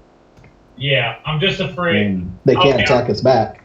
I'm going to go back, and so can we meet up now? Have we gotten out of the little narrow passageway to the point where we can all meet up? Yeah, so you stopped, and then all of a sudden, Flifus was a few seconds behind you, and they were a few seconds behind him. Okay, I'm going to wait for them to come, and then I'm going to tell everybody what's going on. Okay. So, right up ahead is 3 wolves on chains. My concern is once we get to the top, if we do not attack fast. We might be giving an alert to any other goblins. So I don't know how we should do this. I don't see another way around other than straight through this. So the dogs, the wolves, they're already barking and howling and snarling at us and Yeah. yanking on their chains. Yeah, so the way, If there's give me any the goblins layers. around, they know we're here already. So Wait, they picked up on us? Well, as soon as you got, because wolves have dark vision too, they're animals, they got that extra stuff. So as soon as you got to the base of the stairs, like right when you, because the way it is you enter, the stairs aren't right in front of you. They're the east side of this walkway that you're going up. Yeah. So as soon as you walked to the opening and saw the stairs, they could see you. Because there's Okay. there's what stalagmites, we're their chains deciding right here is whether we want to continue down the main chamber, or go up into the and wolf take room. out the wolves. Hmm. I'd love a pet wolf, but it's not right now, though. Bargo, are you feeling golden? Think there might be some treasure up in here? Because I could use some new outfits. I'd like some more gold. I mean, you No, do have still. a kind of a stash in this one. I'm just saying, I kind of, took some damage over here on this chainmail. Yeah, I mean, if we want to take them out, I say let's go for it. If we want to keep going, I mean, It could be that they're guarding something. Our captives might be back there. that's very possible. Gundren could be up there. Very possible. It's three of them. 3 wolves, yep. I don't know if I can take them all out at once, but I can do something. It's just super loud. Decisions. I say we try and do it stealthily. We try and at least be quiet about it. To be 100% honest, in character, folks, I don't know how I feel about just euthanizing 3 wolves. I don't either. As a nature person, this is something that I love. But I'd like to check and see what's in the room. It's an approach I haven't heard. I don't want to kill them. They don't like me, but I don't want to kill them. I just don't. They're chained up. I mean, They are chained, but that chain does reach to the top of the stairs. Freya, is there a chance we can put them to sleep and then send Eric in to do a quick check on what's behind them? That's what I am thinking. It does say creatures within 20 feet of the point you choose within range are affected. The range is 90 feet, so if these wolves are within 90 feet of each other, My sleep for a minute. And My do main question would be, though, I know you've already cast 2 first-level spells. How many spell slots per day do you have for first level? It's something I don't. You can. I'll let you retrograde it because we didn't go over that. I think there are an amount you can roll during a short rest to try and gain a spell slot back. Arcane Recovery. Yeah. Does she have that at first level? I think. I'm pretty sure they do. I think where was that? it would have been here. You're right. They get that at first level. Yeah. You're right. Yeah. So she would get a first level spell back. Yeah, you would get a first level spell slot back. Okay. So you could use So, sleep again. yes. I think, yeah. I mean, Okay, so go ahead. So it rolls a pool, right? So you roll the 5d8, and you can use all of those hit points to put X number of creatures to sleep. yeah. Mm-hmm. Okay. Your D8. Yeah.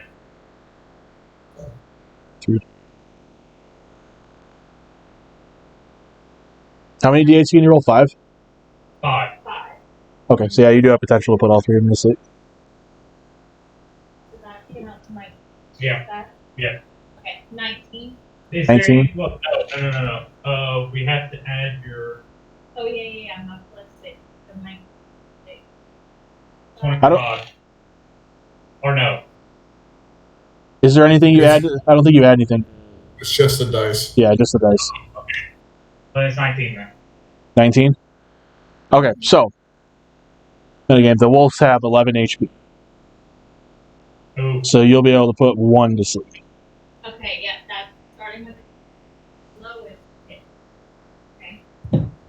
So how many were there? 3? 3.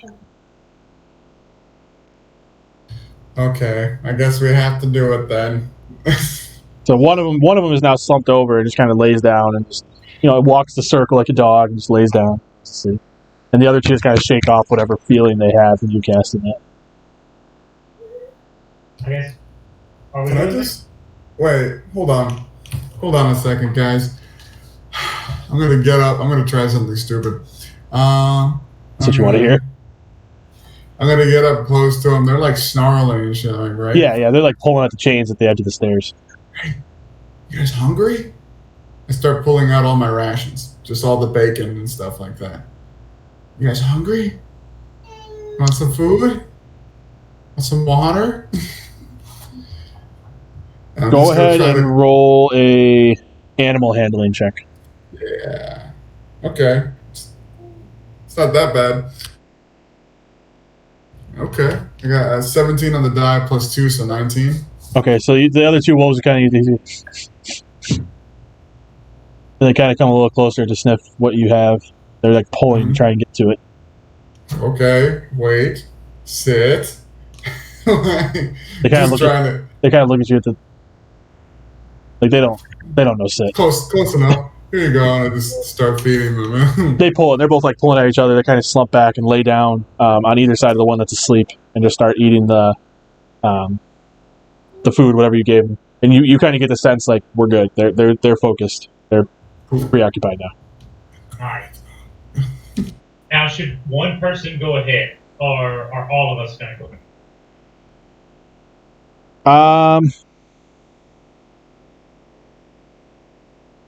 What do you want to do? I mean, you could all fit in this room. Sorry, I was marking off 2 rations. I'd say we all go real quick, but I think you should lead to make sure there's no traps. Okay. If you're up for it. Yep.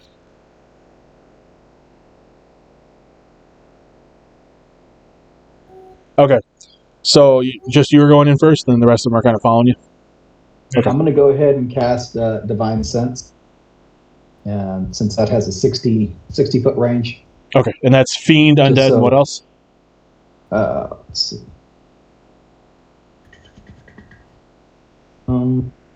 Celestial, right? Celestial, yes. Celestial, Fiend, and Undead.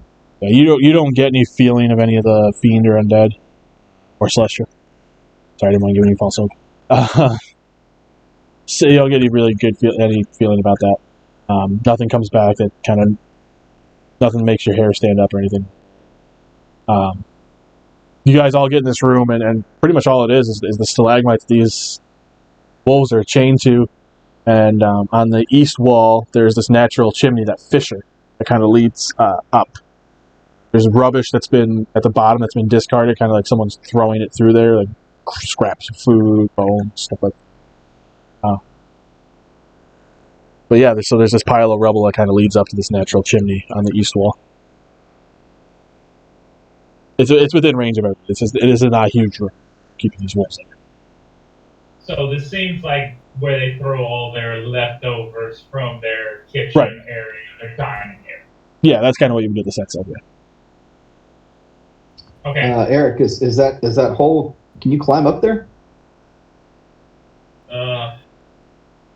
Do I do an investigation check to see if I can climb that? You would roll an athletics check to try and climb.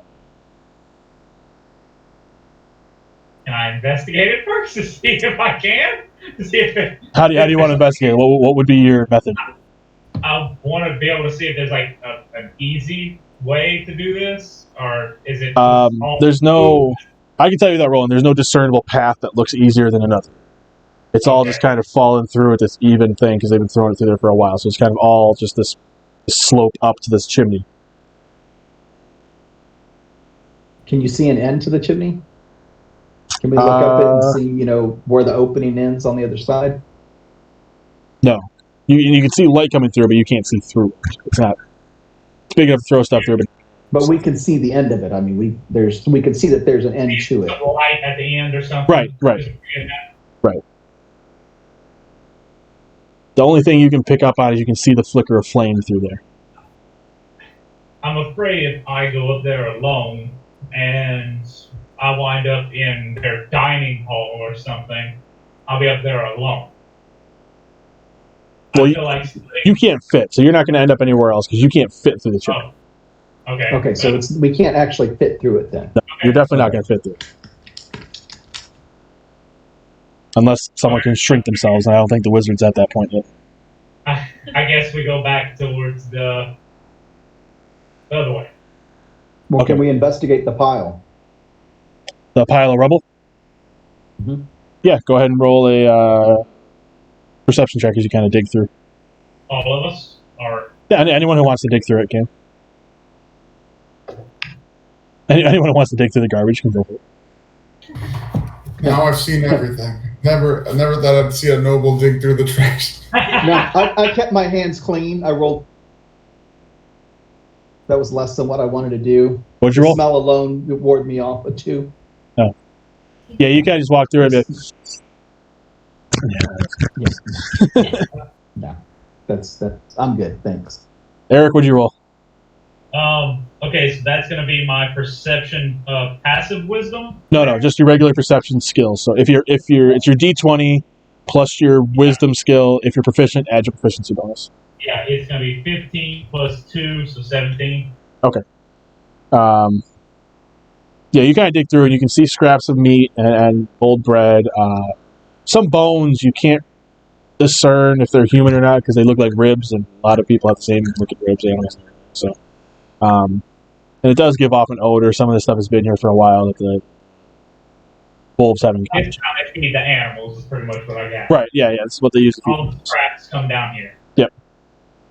Exactly. Okay.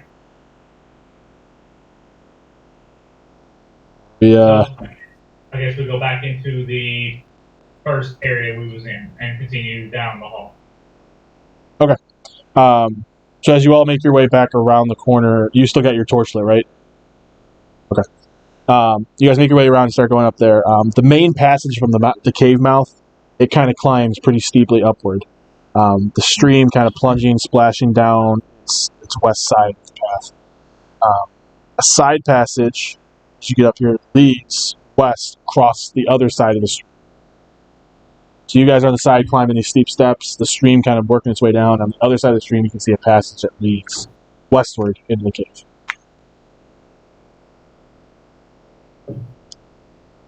But it's fairly steep. The path you guys are walking up, yeah. Okay. So it's you guys walking up the path, the stream, and then the passage on the other side. So I doubt we could cross there because we would slip and run down with water. So it would just make sense to continue upwards and then see if there's a way down once we get towards the top. A way across once we get towards the top. You guys that have the dark vision. So as you guys are creeping up to this point, Bargo, you can see the path to the west in your torchlight. All you people with dark vision, the shadows of the ceiling to the north, you can just make out the dim shape of a rickety bridge. Wood, rope, stuff like that, crossing over the passage ahead of you. Another passage intersects it about 20 feet above the floor. So pretty much you guys can look up there at the dark vision, you see the bridge going over the path that you're on. Okay, so we're going underneath this rope bridge. You would be going underneath this. Okay. Bargo, I think maybe now might be time to turn that torch off. Let us lead you through.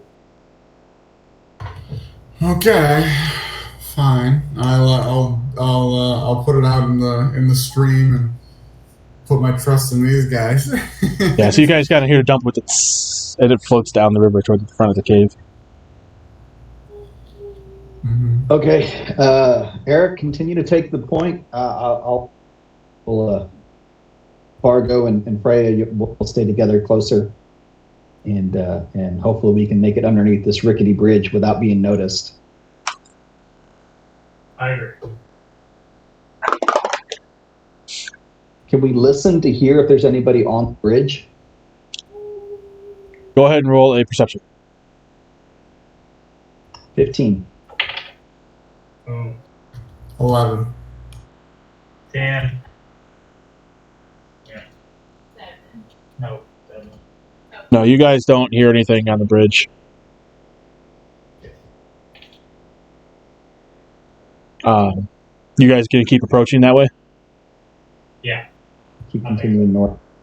Are we what's our method of approach as we walk forward? Since he put out the torch, I can actually put my space to about 30 feet. That way I can at least turn around and catch back up with them. Okay, so are you guys just not carrying, like, just marching through? Or are you guys, like, trying No, to... we're staying stealth. We're Okay. staying quiet as best we can. Yeah. We're still uncertain of what's... All right, so roll a stealth check then. Okay. Just me, because I'm first? Yeah, you first. Oh, God. Oh, God. Ooh. 9. 9, you were lucky SOB. I slipped a little. Yeah, and as you slip is when you kind of brace yourself and you see in the corner of your eye that there is a goblin on this bridge. He did not kind of perch his ear like he heard something. But, he just thinks it's rocks sliding around the side of the cave, so he doesn't pay any attention to it. You got lucky because he rolled an 8 his perception versus the 9 your stealth, so you got very Goodness for the +5. Because I rolled a 4. So now you know the other guys are still like 30 feet behind you, but now you know there's a goblin up on that bridge. Okay. I guess I turn around and to Flifus, right? I signal that there's somebody on top of us. That way they know. Well, everyone but me. Well, they can at least kind of like whisper it in your ear. Yeah, I turn around and whisper. Oh, nice. Okay. There's someone on the bridge. Freya just told me. Okay, just making sure. I see him just walking around like this. The rest of you roll stealth checks as you approach the bridge. I got 24. Here we go. Oh, thank you. 20. +1, so 21. I got a 24. Jordan. Okay. All right, Freya. What'd you get? So okay, so you're all good. You're all able to kind of come by, and Freya, you've kind of got your hand on Bargo's shoulder. You're just kind of leading him, making sure he doesn't walk into the stream or anywhere as you kind of push him forward. You guys are able to make it underneath the bridge. The stream passage continues up beyond another set of uneven steps ahead of you, starting to bend eastward as it goes. And you can hear a waterfall sound from a larger cavern somewhere ahead. So, I guess I continue forward. Yeah, we continue Okay. up the stairs. Just roll me, as you're coming out from the other side of the bridge, just roll another stealth check just to make sure that goblin doesn't see you. Oh, No, it's not going to be. I got an 11. Oh, wait, I got is an it 8. everybody or is it just me? Everybody. Oh, We all have to pass the bridge eventually. oh, yeah. Mine's terrible. I got an 8. 11 and 8. I got 13. I got 3. 3. Okay, so a nat 1. Ooh. for whatever reason, Eric stops as he's coming down the bridge. Probably, I don't know if it's to make sure that everyone's behind him, but he doesn't tell anybody behind him that he stopped.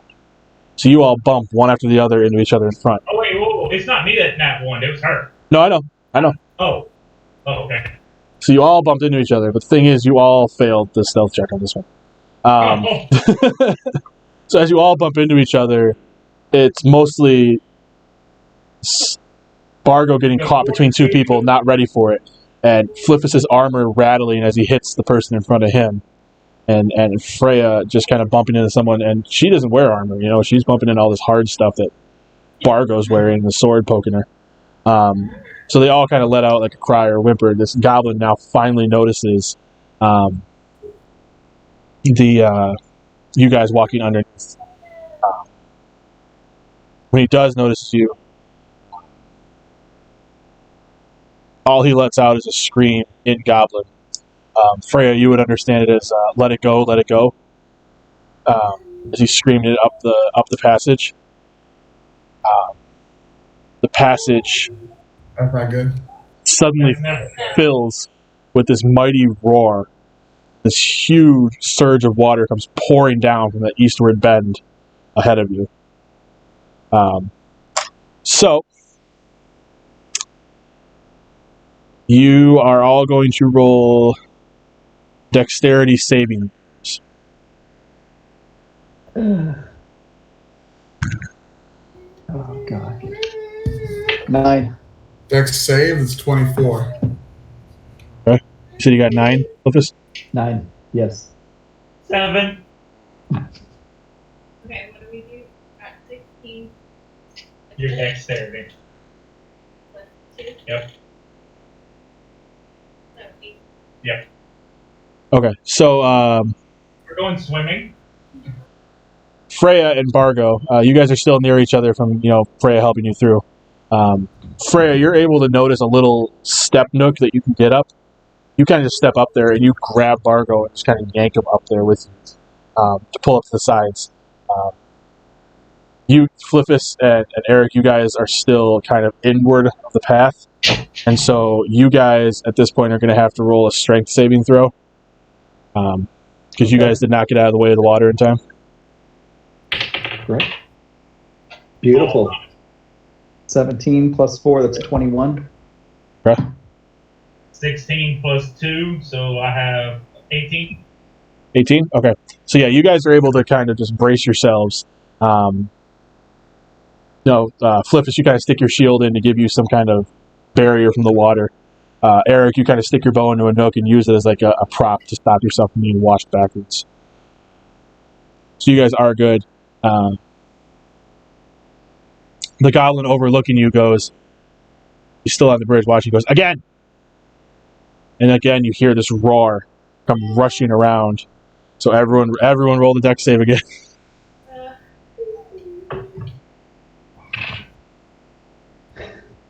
3. 3. Yeah. Okay. Actually, you know what? Sorry, Bargo and Freya, you guys would still be up in this nook, so you don't have to roll the dex save. But you Can I use guys... my inspiration to throw a javelin at that goblin? No, but what you can use the inspiration for is to re-roll your dex save. No, I'll stay with Eric. I was going to say it's an inspiration 9, so you get to add a 1d6 to your roll. Oh, you go. Okay, that's it. Oh, okay. So you can do that. No. No? I'm not going to do that yet. I'll save that. And what'd you roll, Eric? I rolled 7 plus 3 is 10. Okay, so you're actually good. This time you manage, as the water comes to pull, you see where they are, so you kind of scramble up and hold on to a little bit up the wall, too. Okay. Flifus, you're still behind the shield, so you can't really see what's going on. So go ahead and roll your strength saving throw again. 9. Is there 5 plus anything- 4. 9? Is there anything I can do to help him right now? Like a rope, because I have rope on me. Is there anything I can do? Yeah, if you want to throw... I mean, it would take you a minute. You would have to pull the rope out and throw it down to him, let him know. But if you want to roll now, you can roll with advantage, Flifus. We'll call that the help action. Because he's throwing the rope to you to try and help you get up. So, I guess that could have been my last action after I got the save. yeah. So roll again, CJ, and take the higher of the two. You're killing me. Oh, God. You're killing me. Oh, it's my favorite part. So my high is 9. Okay. So he throws the rope to you, and you kind of go up to reach it, but in doing that, you lift your shield. And so you've lost your anchor point, and you get swept away in the water. And this water, you kind of rolling around, you get hit all these rocks as you're going down the river. You actually take 3 points of bludgeoning damage as you bounce down the pathway. And as soon as you're done, you end up and you look. You can all of a sudden get that smell again, that dank smell. You hear the sound of animals chewing. You're back. You fell all the way back to the beginning of the cave where the mouth opens. So you're back where the wolves were. I'm back with you. Okay. The rest of you, the goblin is no longer up there. He ran eastward off the bridge after that second wave of water came out. So the rest of you are just left standing. Can we tell if this goes around? Like, I know we're going up. Does this go around to where he is, or no?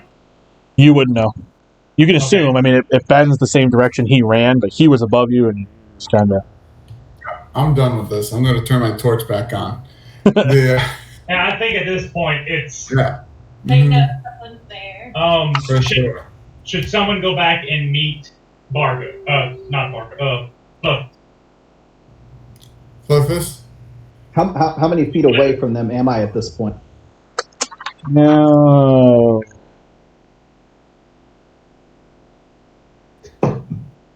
Or how long do we have 50. to wait for him to get back to us? 50? It'll probably take him a couple minutes. He has dark vision. All right, No, we'll well- save it. Dark vision. He could run right back up the path.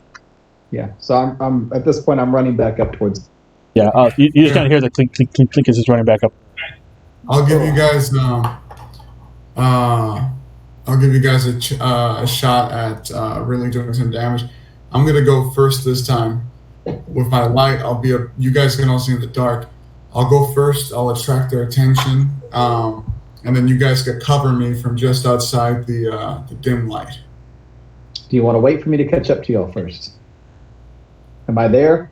I'll wait for you to catch back Okay. up. Sorry. I'm caught up now. I'm there.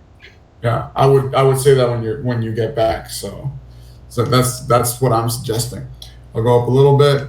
I'll let them start seeing me. I'll do my best to survive, and you guys, back me up. Yeah. Yeah, I agree. Yes. Cool. I pull out my rapier and I start going around the bend. Hopefully, I'll find some stairs or something. Yep. Okay. So you come around the bend. You come into a cavern. The cavern is half filled with these. You can assume this is where the water came from. The goblins let out. The pools are no longer full.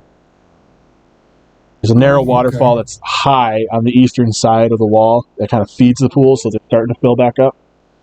And they drain out the western end of the chamber to form the stream that flows out all the way to the cave mouth. So, Very clever. there's low fieldstone walls that serve as the dam to hold the pools in. Obviously, those have been broken. And there's a wide exit that stands south, while there's two smaller passages that lead west. One of them is the one you're coming in. Oh, I see. Okay. Do I see anyone within my light source? Yeah, you do.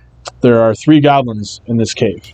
Well, actually 4, because this is 4 goblins in this cave. 4 surrounding me. All of them have bows drawn, pointed at the exits that you guys are coming in. So at me, basically. Yeah, because pretty I'm much. the one As soon as you that's turn the corner, you got 4 goblins standing there, ready to go. All right. I'll just So- look at him. I don't know if you guys speak common, but I'm going to fuck you up. And I start running. So I guess initiative. So yeah, they roll initiative. They did get the drop on you, so they're gonna release 1 arrow because you weren't ready for them coming around the corner. Because they kind of smile when you say that, because they do speak common. They don't like to, but they do. Let's see. I don't like that. Crit me? He's God. Oh God. So just immediately. you're about to get Boromired, man. Oh. So that's fair. That's fair. It's been great gaming with you guys, so I'll just see you all later. You all know, if I take 16 points of damage, I straight up die. Yes, if you lose damage equal to your max, like if you lose enough damage the opposite direction, you just flat out die. No death saves, no nothing. So this first one, he releases his bow, and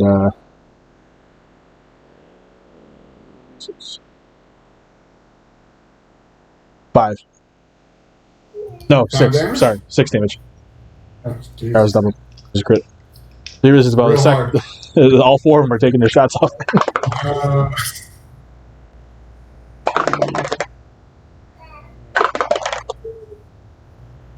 So one after the other, he launches his barrel, and they all fire at once. Only this one sinks into your knee, and the other three just kind of go whizzing past. One beneath your leg, and the other one's underneath your arms. So all you did was take an arrow to the knee.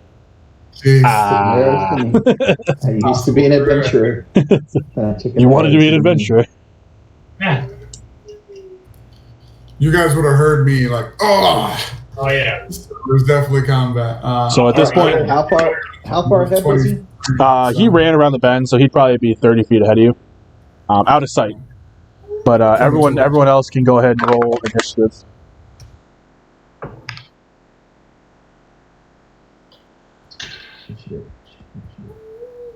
Got a 9. I got a 22, actually. So, I got 13. And I got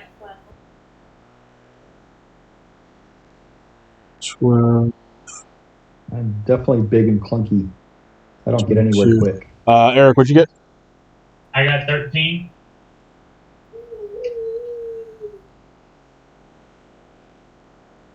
All right, so Bargo, you're going to go first. So now you get your rebuttal.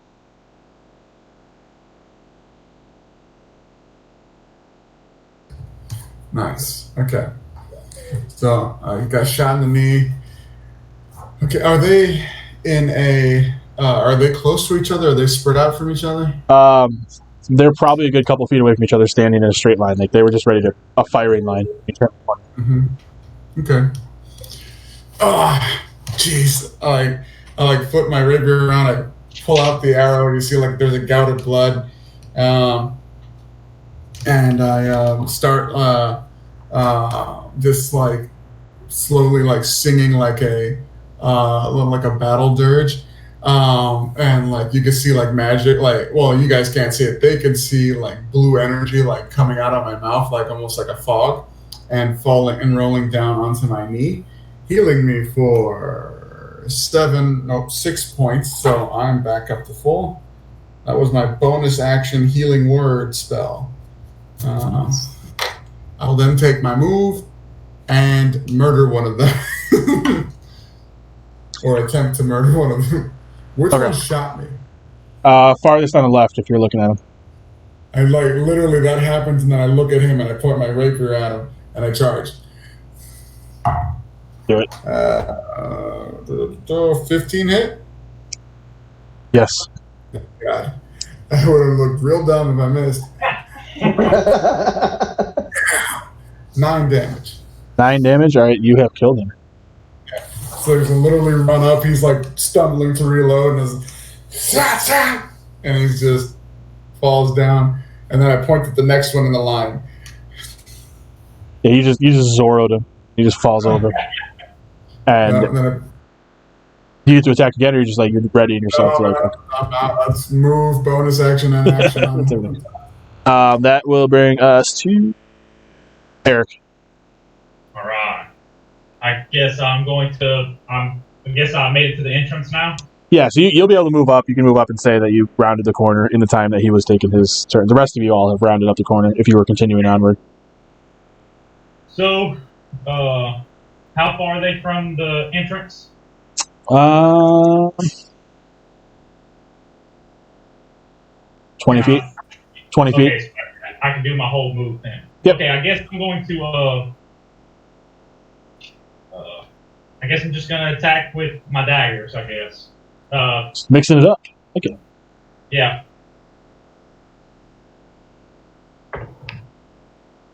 Let's see. What? Again, I'm sorry. Oh, plus 4. It's plus 4. So 18 plus 4 would be 22. That'll hit. Okay, and then it is 1d4. And if I'm using both my daggers. Both. If you're dual wielding, that means you can spend a bonus action to do a secondary attack, and it works just the same as the first one, except for when you do damage, you do not add your modifier to damage. It's just a straight die roll. Okay, so I guess I'm gonna do that. Okay, so do your regular one first that you would add the modifier. So Okay. main hand and offhand. Think of it that way. Let's see, that'd be 2 plus 4 is 6. So that'd be 6 points of damage to the first attack. Okay. So yeah, you are you? So correct me if I'm wrong, Sam. He has to use both of them on the same target, though, right? You can't attack more than one. I do not know about that. That's up to you. I'll have to look that up. So yeah, okay. So you're attacking the first. I'll just go with 1. That's it. That's Your second one. Okay, so go ahead and roll the second attack then if you're using them both on the same guy. 4. That's no modifier. That's I rolled 4. On the D20? Oh, I have to roll another hit die? Yeah, I'm pretty sure, yeah. You have to roll a hit die for each. You gotta roll an attack each time. Yeah, each weapon. Oh, but I don't add my No, you add. You're going to add for that. You're just not going to add the modifier for the damage. Okay. So I rolled a 13. Let's see. Now daggers are finesse, so you can choose to add strength or dex. But yeah, I done dex. So let's see. That's 13 plus 3. So that's 16. That one will hit. Yep. Okay. And so I guess I'll re-roll this. Although I rolled a 4. I rolled another 4. So I'm all right with that. So yeah, you did go ahead and describe how you kill this goblin. All right, which one are you attacking? Not the one he pointed at. I don't want to steal his glory. Okay. So the one next to that. Okay, so the third one in line from the left. I walk up. I pull both of them out of this because I have them on my side. I pull both of them out, so I'm holding them on the outsides of my hands. I walk up. I slash him with this one, and I stab him straight in the head with the other one. Yeah, and this thing is just like a sack of potatoes. Just slumps over because you've severed brainstem and just kind of obliterated any hope he ever had of surviving anything. And he just kind of slumps over and falls off the top dagger as the blood just kind of drips off the blade. You stand there for a second. That will bring us to Freya. Alright, so we have one more. 2 more. You got the one that he's pointing his rapier at, Bargo, and then the one that would be 4th in line. Okay, so question. Is there anything that I can pull down from the ceiling? Like cantrips we can use? There's no limit. Right. Right. You can use them. So I'm thinking maybe if I can pull down a grate from the ceiling or a light fixture from the ceiling on top of one. The cave wouldn't have any light fixtures or anything. I mean, there might. Would there be a stalagmite that's up there? Yeah, I guess you could try and use your mage hand to punch the ceiling and kind of hope that some debris falls down.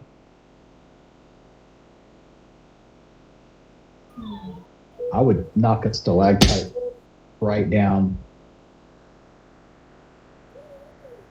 I think we'll try that. I think we'll try. There's some, whatever that's called, hanging from the ceiling. I'll do the mage hand, punch it. Maybe some will break and fall and land right on one of those. Okay. So I'm pretty sure mage hand you don't have to roll anything for, right? You just use it. You just kind of describe how you're going to. So you kind of form the mage hand out of. I mean, the way I always picture, I don't know how it works for you. The way I always picture is kind of like a Green Lantern ring when you come out of there. His hand kind of shoots out, forms a fist, and slams the wall above these goblins. Now, unfortunately, Bargo and Eric, you guys are going to have to make dex saves as well.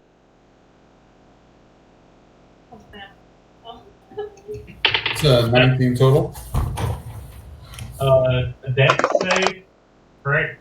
Yep. Okay, so that's 13. 13.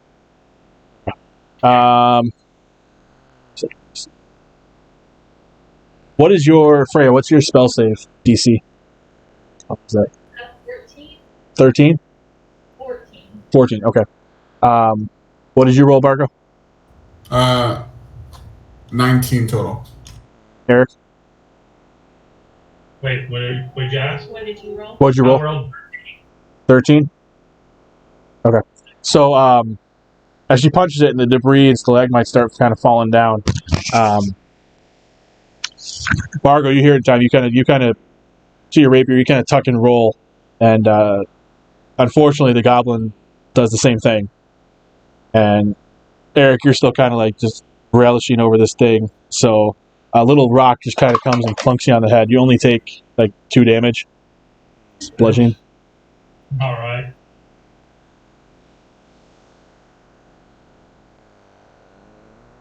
Oh, wait, hold on. Is there a second goblin?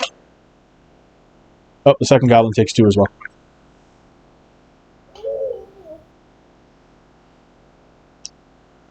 And are you going to move or anything, Freya? Or No, I'm gonna stand at the entrance. okay. That will bring us to the goblins. So the one that you had your rapier point at, Bargo, he's gonna accept your challenge, and he's gonna pull out his scimitar and shield. He's gonna walk up and he's gonna go after you.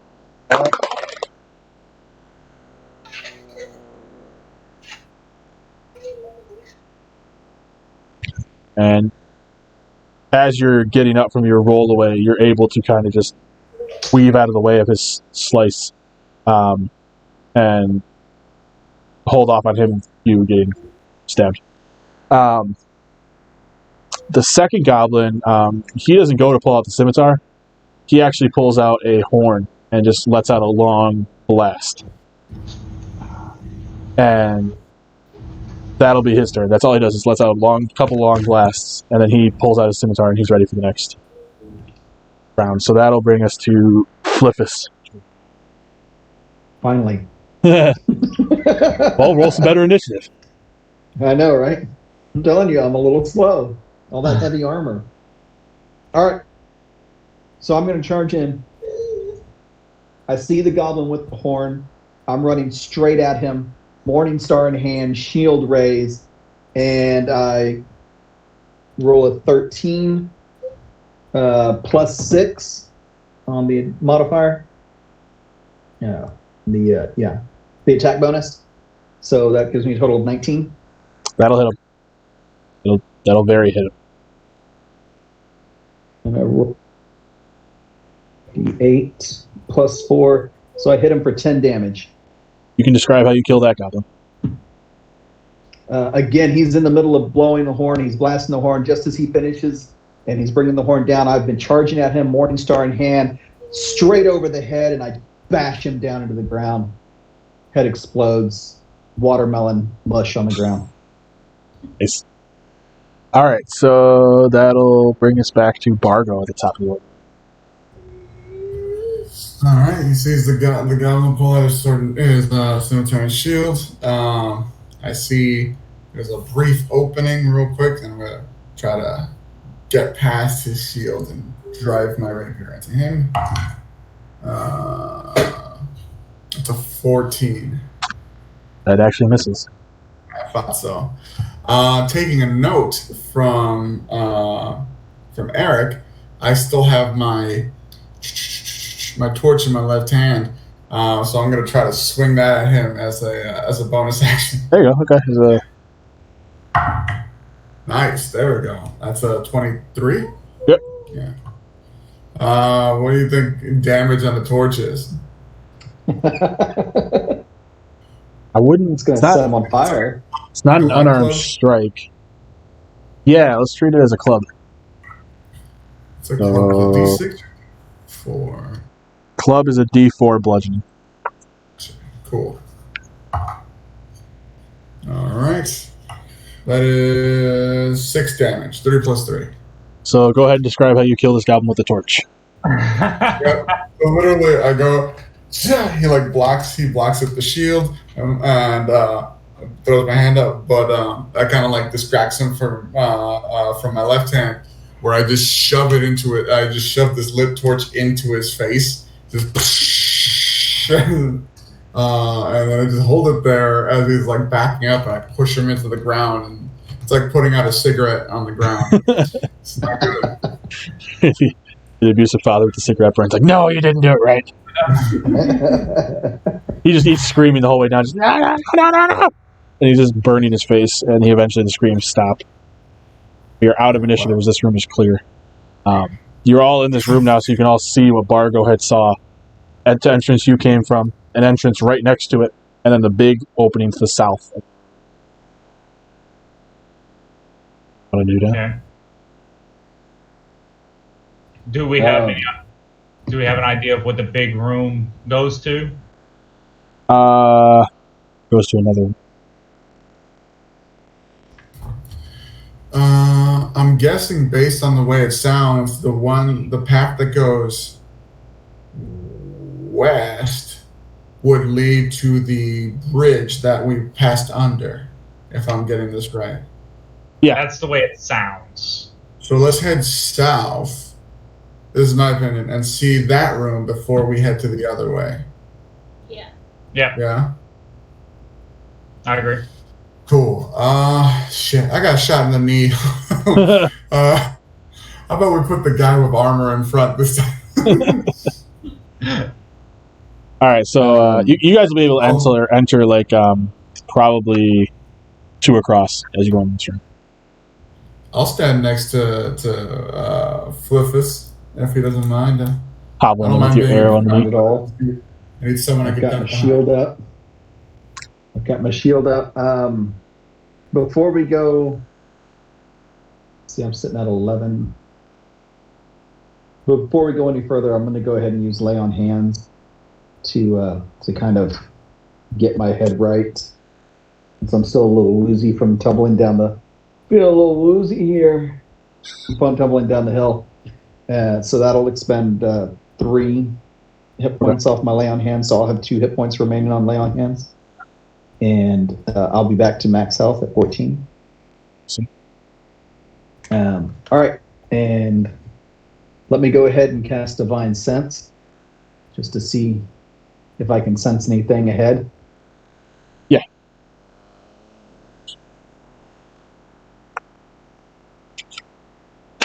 No, you wouldn't sense anything in this cave either. Okay. I promise. Stick to the adventure. At Cautiously. some point, you will find something with Divine Sense. Hey, you know what? That's what it's there for. I've got it a bunch of times. I'll just keep casting it till I find something. We do need to be wary. Obviously, he blew for a reason. Yeah. So Can we take the horn? If you want to. no, we didn't even look them over or anything. That's nothing special. They're the same, They have they're the same as usable- every other goblin that you've come across. Should No we take the usable- horn? Let's take the horn. Add it to your trophy collection. All right, Yeah. so who wants to pick that up? I'll take it. All right, so you can just add in your inventory. You can add, however you want to describe it, crabby goblin horn. And then you can walk into this room and all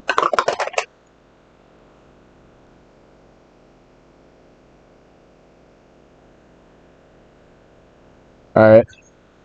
You guys don't pick up on actually anything in this room. There's sacks and crates of looted provisions that are piled up at the south end of this big cave. To the west, the floor slopes towards a narrow opening. And you guys can assume, just because you've explored the rest of this part, that that's the opening they throw the rubbish down to the animal pen. And there's a larger opening that leads north, which is the one you guys are standing in. In the middle of the cavern, there's a fire, some coals still smoldering. Cool. I'm going to light that fire. It's a trap. I think it's a trap. It's a trap. Can we maybe rest for a little bit? I would love Yeah, to, you think- but I don't know if we have. I mean, we are in a goblin's den. What kind of rest that would, at least for me, would help me. Let's see. We have killed 6 out of potentially 20 goblins, because there's no more than 20. Yeah. Hey, if you can trust Still what the have a goblin king. told you, yeah. If we can trust him. And we have a King Groll still to face. Yeah, I'm out of. By the way, guys, I'm out of spells. Like I have cantrips Yes, now. we really need a long rest more than anything. But man, A long rest is at least 8 hours. I don't know if you want to sit in Yeah. the cave for 8 hours. no. I'm gonna light the campfire so that I don't have to hold this torch all the time. Okay. I mean, how does everybody feel about a short rest, I guess? Now, I'm if you fine do with a short short rest, you guys don't have your hit dice because your hit dice don't get gained back until a long rest. Oh, I think we're all pretty much full hit points anyways, right? Well, no, Eric's down 2. Oh, yeah. in the head. What do you think we just look through these boxes real quick and see if there's anything of interest and then move back north? Yeah, because I don't Okay, so think we we're have guys. with the fire going and want to eat a quick bite. Cool. I'm gonna take some time and investigate the stuff that they have around here. Okay, so Flifus, you're sitting down by the fire to eat something. Yes. Bargo, you're going to go overlook at supplies. Eric, I guess I'm gonna help look at the supplies. you're going to go to supplies. Freya, I think I'm gonna check out the goblins, kind of take notes on how we killed them, how they reacted, try to get any, I don't know, some type of advantage on fighting the rest of them. okay, so you're staying back in the other room and looking over the bodies. You're in a different room. Oh, I'm a different. Oh. They're like 30 pounds. You could drag one in here. Yeah, you could. Let's do that. I'll take one with me. I'll go meet y'all, and we'll. Okay, so you'll drag one in and you'll put it down the opposite end of the fire from where Flifus is, kind of just, whatever, cutting it open, looking at his tent, whatever you want. Pretty world. Just performing an autopsy on this goblin, as you said. So, you two looking through your provisions. You guys look through it. There's a bunch of boxes and some crates. The boxes are marked with a shield emblem, with a lion on it. And as you're kind of looking through them, is when you hear the ting of a sword being pulled out. Oh. And all of a sudden that pops up from behind two crates that you guys are looking at is two goblins. And they're both one's going to swipe at Bargo, one's going to swipe at Eric. Bargo, yours misses. You gotta have just a moment. You just like move your way back. And same thing for you, Eric. You guys are able to. They're slow swingers. They swing. So you guys are just kind of like. Now behind you, Flifus, is you hear the voice of "Who dares defy Clark?" As you hear the whoosh of a mace coming at you.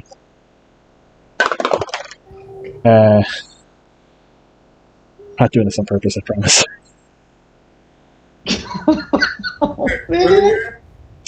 I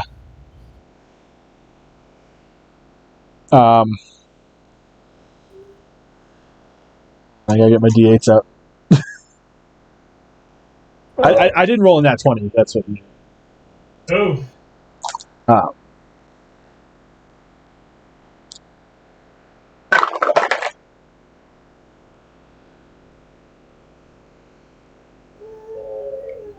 He hits you for 9 damage as he just takes his Morning Star and just smacks you in the side of the head. Okay. Drop. You still alive? I'm still alive. I'm down to 3. No, Okay. I'm sorry, down to 5. 5 hit point.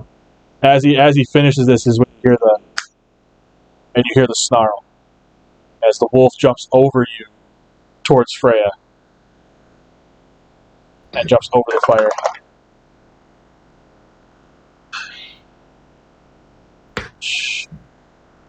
Luckily, wolves don't attack. Would they remember Bargo? I mean, he fed them and he petted them. It's not the same. It's not the same wolf. Not the same wolf. Yeah. I tried. This one just as you're sitting there still in the motion, whatever you were doing this goblin, it just sinks its jaw in your arm, and it hits you for 8. Oh shit! Oh dang! And that's You're 1. One? You're at 1. Oh god! We are fucked. Oh no! All because he blew that horn. Everyone in that room was able to hide before you guys got in there. this. All right, so I'll roll for our initiatives. I need that. Oh God. I got an 18 on initiative. Initiative. Oh, really? I got a 15. 15. 8.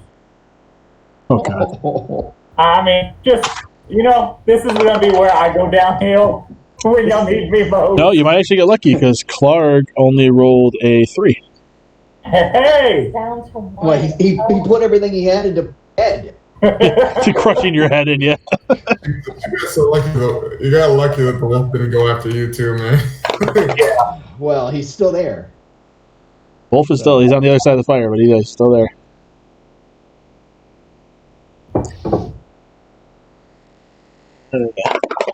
So we have 2 goblins, a wolf, and the boss. Correct? Yep. And so Right. with the initiative that you guys were all surprised, the wolf gets to go first. And so the wolf is going to chomp down again on Freya. It's going to continue going after her. I hope he rolls really shitty.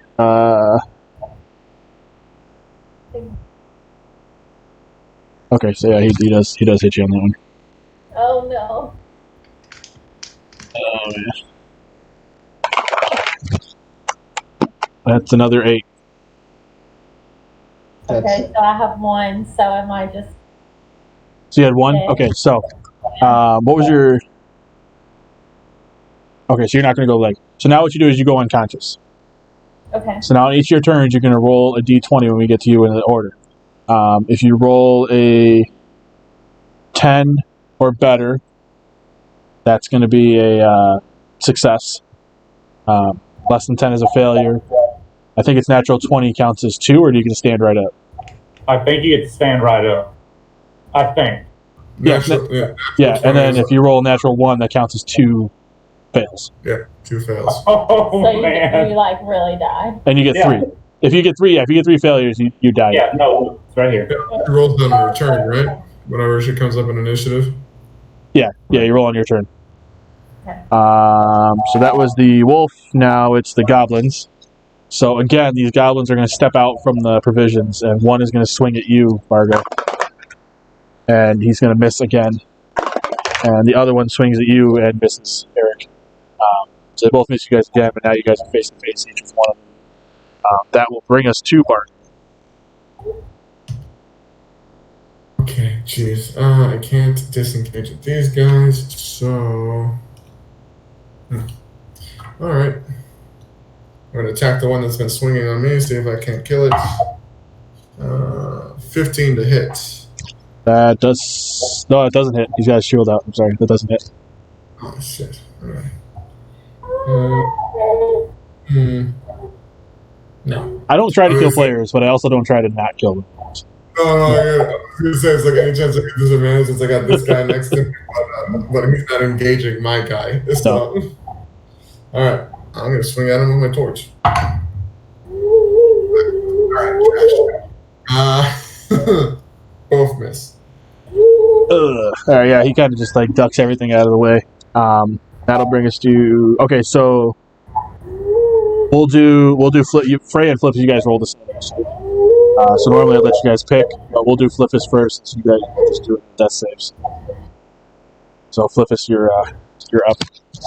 You just took a nice chunk. Okay, so as I'm dazed, I see Freya is down, and that the wolf is still on top of her, attacking her. So I'm going to go ahead and lunge at the wolf and try to knock him away from her, try to hit him and at least get him off her so he's not chomping.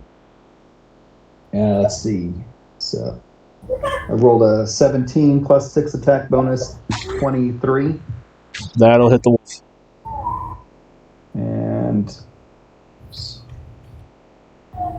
And then I rolled an 8 on my 1d8 plus 4. That gives me 12. Damage? So I did 12 damage, yes. Go ahead and describe how you kill the wolf. So in an effort to save Freya, I jump forward, lunge at him, Morning Star in hand, bash him from the side. He flies across the room, smashing into the other wall, dies. I weep a little.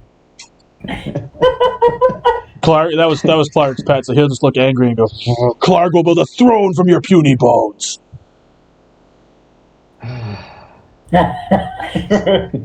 It won't have a head. Looking dead in the eyes. Won't have a head. You can't do anything else, right? Myself, I can move. How far away was Freya was like 5 feet away. She's just on the other side of the fire.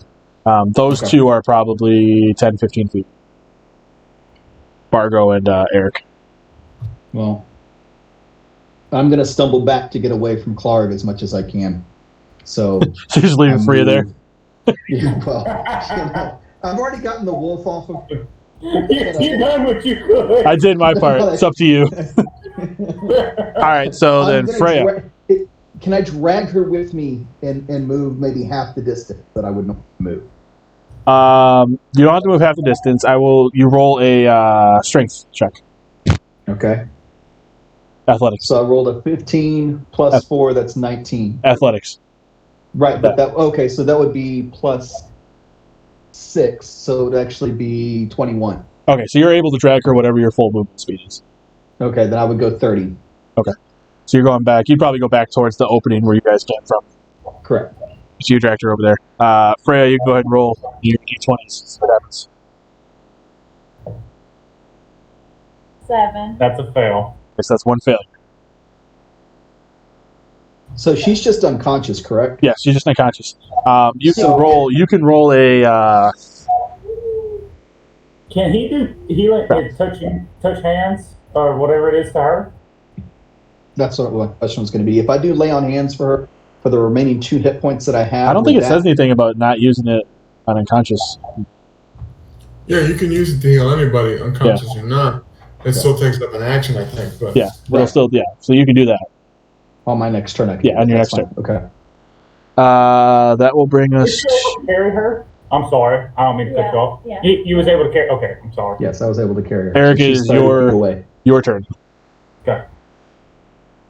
So I guess the best course of action would be to try and help Bargo with his, so we can double team one, move on to the next one, and then move on. I think that's the best course of action here. So I'm gonna whip out both my daggers again, and we're going at this. No, you can't hit multiple targets. We did find that out. So. Nice. Baby. All right, so When we need it most. Go ahead and roll that one for your first dagger.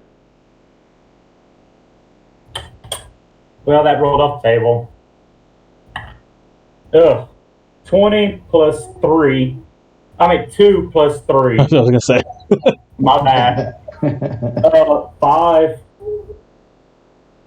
Double. So 10. So you can go ahead and describe how you kill this goblin.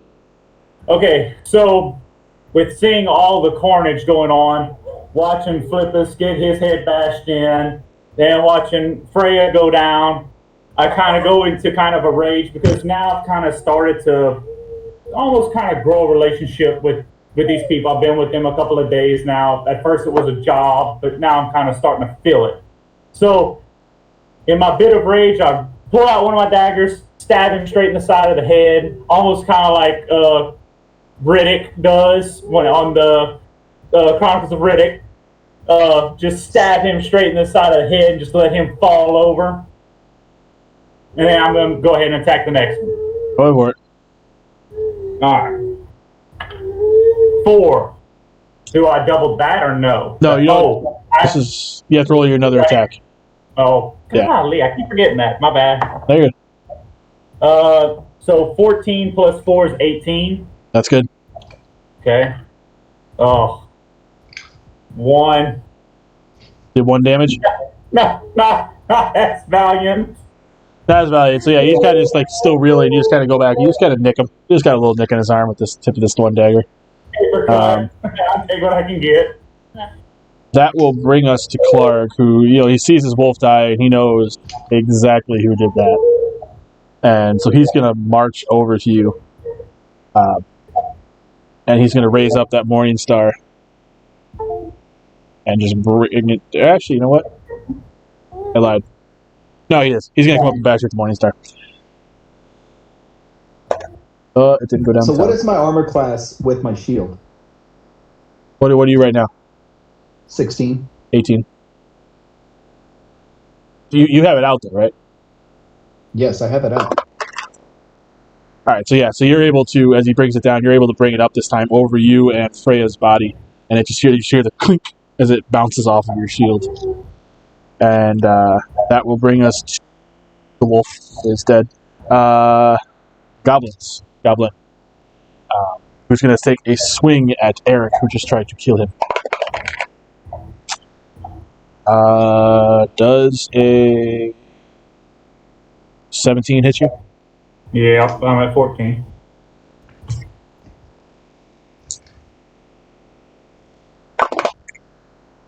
Three damage.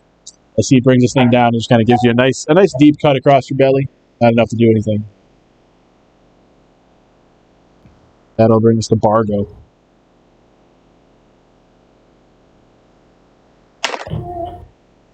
All right. Bargo's going to swing at the one that was engaged with Eric. Since it's engaged with Eric, do I get advantage? Since it's... You know what? You keep trying. I'll give it to you this once. Would you use flanking rules or not? I think that's my question. I don't think 5e has flanking. I think they did away with that in 3.5. Let's see here. 13 plus 5, 18. That hits. Fantastic. Comes up to 8 damage. That's enough to kill it. Go ahead. Fantastic. Literally, I saw that one goblin get stabbed in the face. I see it go after Eric. Oh, so I just stab it in the face with my rapier. And I look at Eric and I give him a nod, and I look over to how far is the bugbear from me? About 30 feet. He's a bugbear. Clark's a bugbear.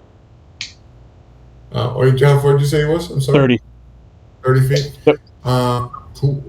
I am going to move up. Yeah, I'm going to go ahead and move up to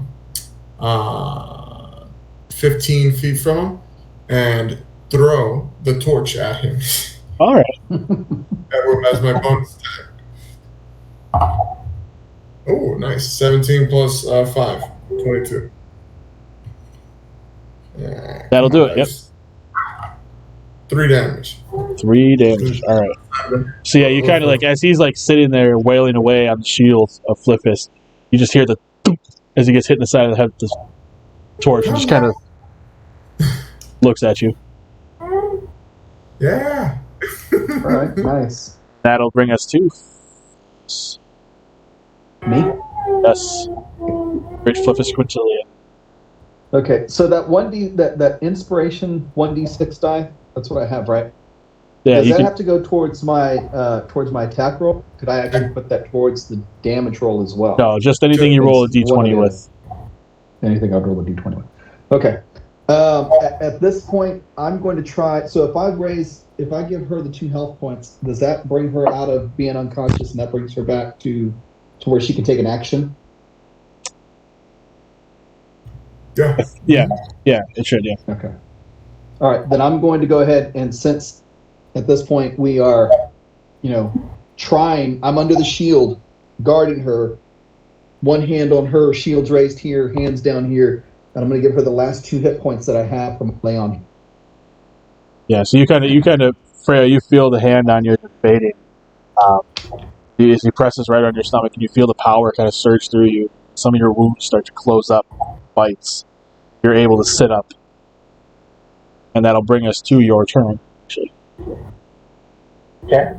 So, what are you going to do? That's the question. First, I'm going to say thank you for bringing me back. And then, so let's see. Summon all your strength, Freya. Now's the time. Would he get advantage if she if she tucked tail and ran? I'm gonna say no because she would be under cover of Flifus' shield. Because he's up there underneath, and you can run. You have 30 feet. You should be able to run to me and Bargo. Okay. You could take the disengage action, which means you wouldn't be able to do anything else, but at least you wouldn't get an attack of opportunity on you. Yeah. But she wouldn't have the attack of opportunity because she's behind my shield anyway. If she went towards Bargo and Eric, she would, because she'd be running past it. She'd be running past. She'd have to run back into the room that you guys came from. So he's had his back to us. Yeah, he's got his back to y'all. Oh. All right. You have to decide what you want to do. I know what I'm doing. Okay, well, I don't. What did you say about disengage? I'm staying behind the shield right now. Okay, so what was y'all saying about disengage? That's what she's asking. It's an action you can take, which means that if you move away from a creature, you can move your full speed and not take an attack of opportunity. Which means he won't be able to swing on you and knock you unconscious again.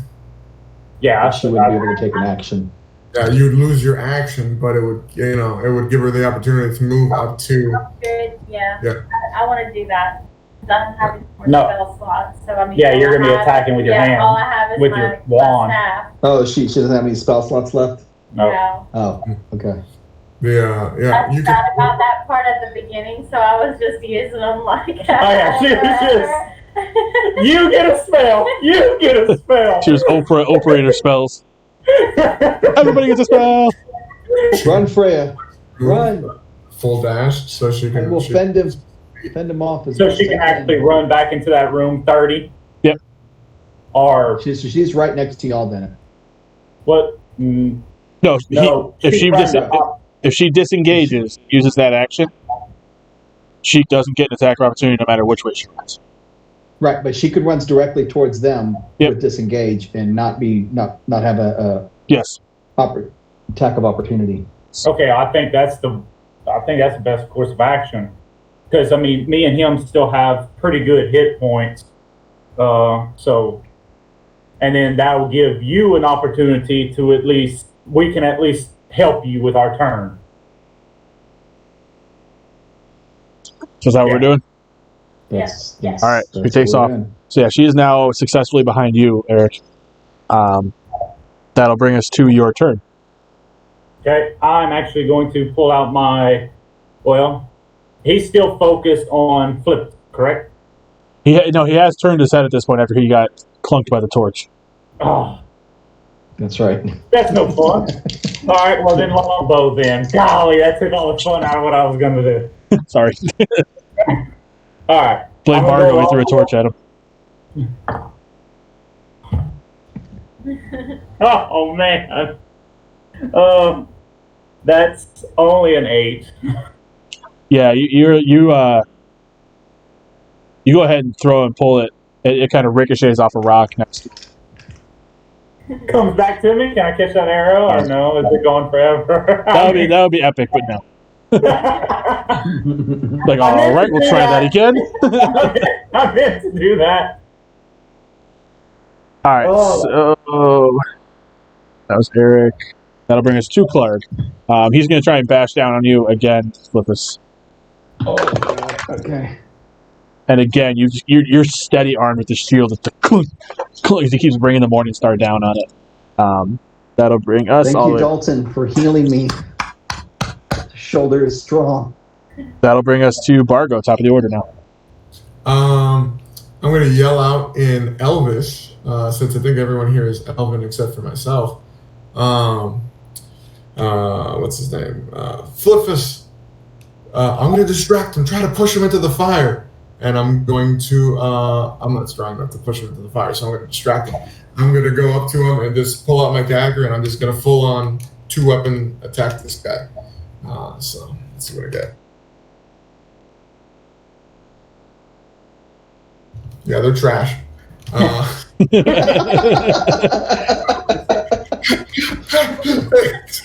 I like your pictures. You just like sort of flipping these things around as you're walking up to him. When you get up to him about ready, And all of a sudden you notice He that drops one. your pants are at your ankles. Because through all this flips, you kind of cut your own belt. Robin Hood Men in Tights. Yeah. Pretty much like that. So yeah, your belt is just like, shit. Eyes up here, buddy. He's distracted. Yeah, that's Advantage. Holy That was a distraction. And take my head off. All right, Flifus. Okay, so can I do a shield charge? Is that even a thing for me? You could, Just shove. yeah, you could shove. To just shove him? Yeah, I would say you're straight. It's gonna be your. I don't think they call Would it that count grapple. as a move? Does that count as a... It would be an action if you're trying to shove them like that. You would roll. It'd be contested strength checks. Mm-hmm. Okay, then let's do that. I will add my inspiration to that as well. So, in this moment of inspiration, where Bargo he's got me pumped. We're in the heat of the moment, and I charge with my shield. Oh crap!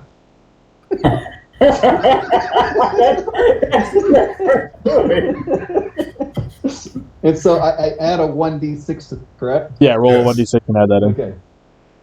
All right. Well, that's good. So I got an 11 plus my 4, so 15.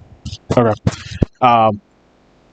So as you finally like brace yourself to pull up, Clark kind of looks over as the pants drop on Bargo, distracted, and you shove him, and he just starts to fall backwards towards the fire.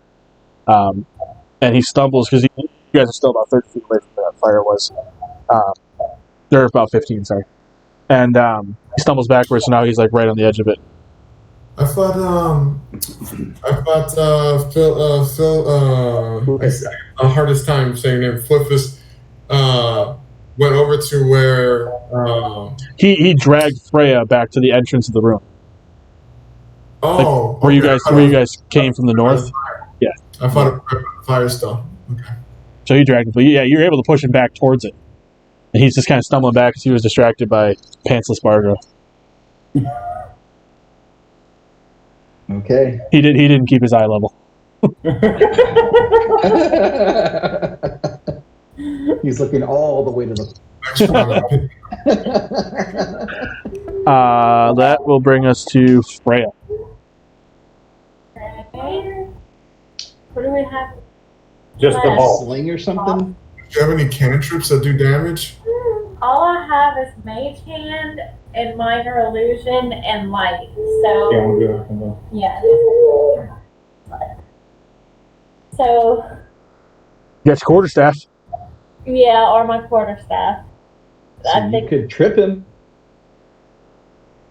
yeah. Yeah, let's do that. All right. You're going to run up there and attack him with your quarterstaff. Okay, so let's see, 1d6 or 1d8. You might have all just persuaded her to go to her death. You know, Yeah, I was thinking, but she only has 2 hit points. Just keep that in mind. I don't know what. I mean, you Let's can. see. So, Can she? Let me ask you this. Only because I've watched a few videos. Can she give inspiration to somebody, or can she like help somebody out? If she can say she's going to help somebody, and that's kind of readying an action for someone else to use. Then, Okay. so that would be her action, and then someone else's turn would go, and they would be able to go with advantage because she's helping. Oh, yeah. Yeah. What if she used her quarterstaff to create a springboard for Eric? It sounds like you sending me off to death, dog. All you gotta do is drop kick him in the face. Knock him into the fire. I don't know how to say no to it. So I suppose. Yeah. But actually, her using a help action to give one of us advantage would probably be a good thing. Yeah. I think that's a good idea. Okay, so then Eric, you would go next, so you can use the help action. She's near you, so. Okay. So I guess I'm going to use. So if I was to, I'm kind of having a misunderstanding as to where he is in comparison to us. If I was to shoot him with an arrow right now, He's stumbling. Would he fall the rest of the way if I was able to actually hit him? Well, he stumbled back. Now he's caught himself standing, right on the edge of the fire. Okay. I guess I'm just going to shoot my arrow then.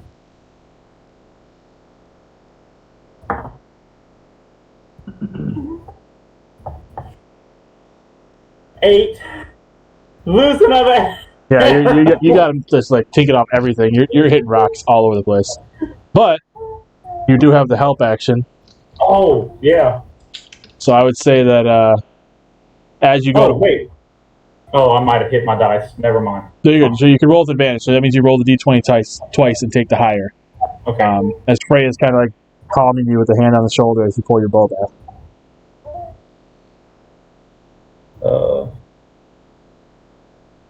10. Kind of get startled by the hand on your shoulder. And you release early. After. He had a little premature release with the bow. Yeah, pretty much. This doesn't happen all the time. Pretty much. Listen, it happens to every archer, all right? Yeah. Yeah. Especially us level 1 guys. Oh, that was wrong. It's not like I'm working with a short bow here. Yeah. I mean, come on. Alright, so that will bring us to Clark, who is still wailing his butt away. But at this point he stops because he's looking back, and this time he's going to turn and pull one of the javelins out of the quiver on his hip. And he's just going to hurl it to sidearm. He's not even really looking, just hurling it sidearm at you, Bargo.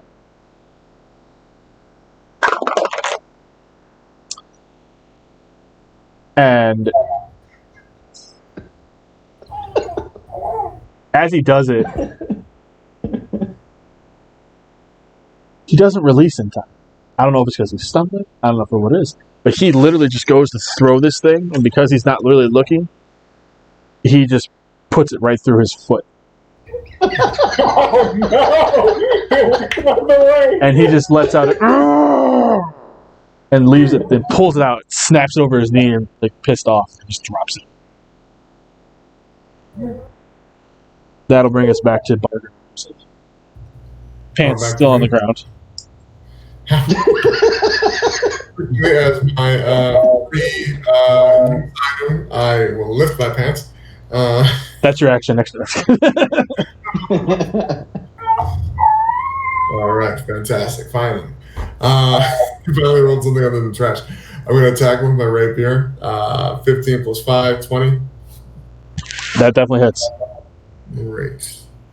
5 damage. 5 damage, alright. That's finally some damage.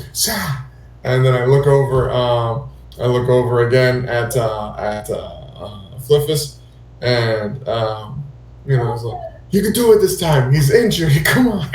And I give you inspiration die one more time as my bonus action, so I don't get a second attack this round. Flifus, you feel that kind of that backing go through you as your turn. I stretch, pull my shield up, ready my Morning Star, and charge again, aiming towards his knee. 19 plus 4, 23. You throw everything you have behind the shield, and you ram it into the side of his knee, and his knee just buckles, and he falls backwards into the fire.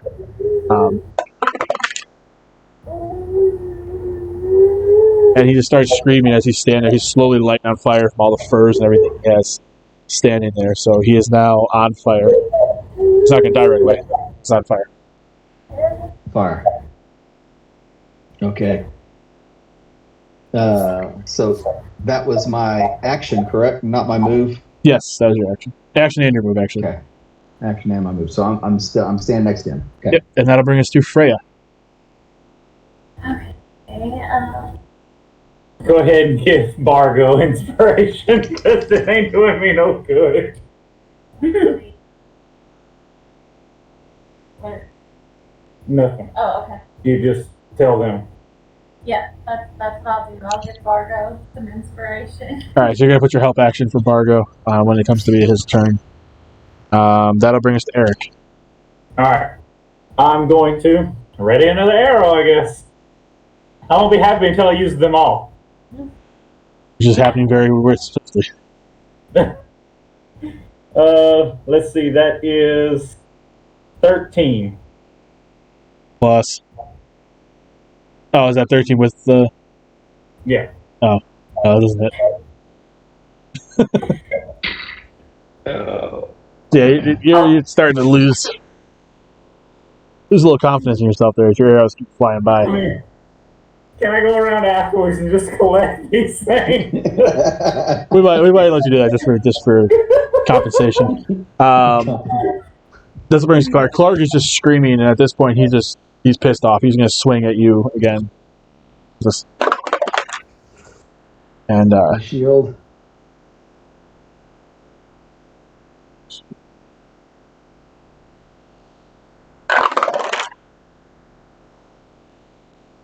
At this point, you're proud of yourself, and you don't raise your shield in time to block this. So again, he kind of jabs the Morningstar straight in your gut, and you feel all of the pricks pierce you because he does 12 damage. Oh, I'm down. I'm unconscious. Yeah, you kind of see, all the rest of you see Flifus grab where he gets hit and just slump down to his knees forward, unconscious. Jesus. And Clark is taking continual fire damage. he does on his turn. He does take. I'm rolling 1d6 with fire damage. 3. And that'll bring us to you, Bargo. Jesus. All right. Well, I got advantage this time. It's like Flifus. Damn it. And I'm gonna rush in and try to stab him a bunch of times. Let's see.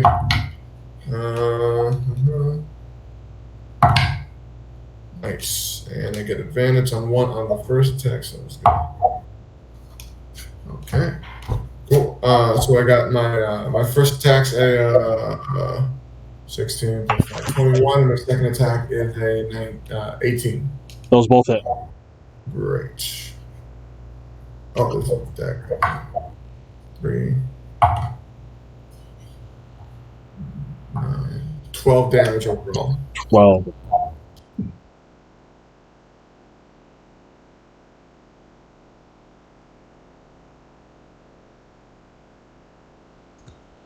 All right, so yeah, you were using daggers. I got a rapier and a dagger. Rapier and dagger. So yeah, you kind of just like you're finding every opening you can as he screams, and you're just slicing all over the place. He's starting to gush blood from every.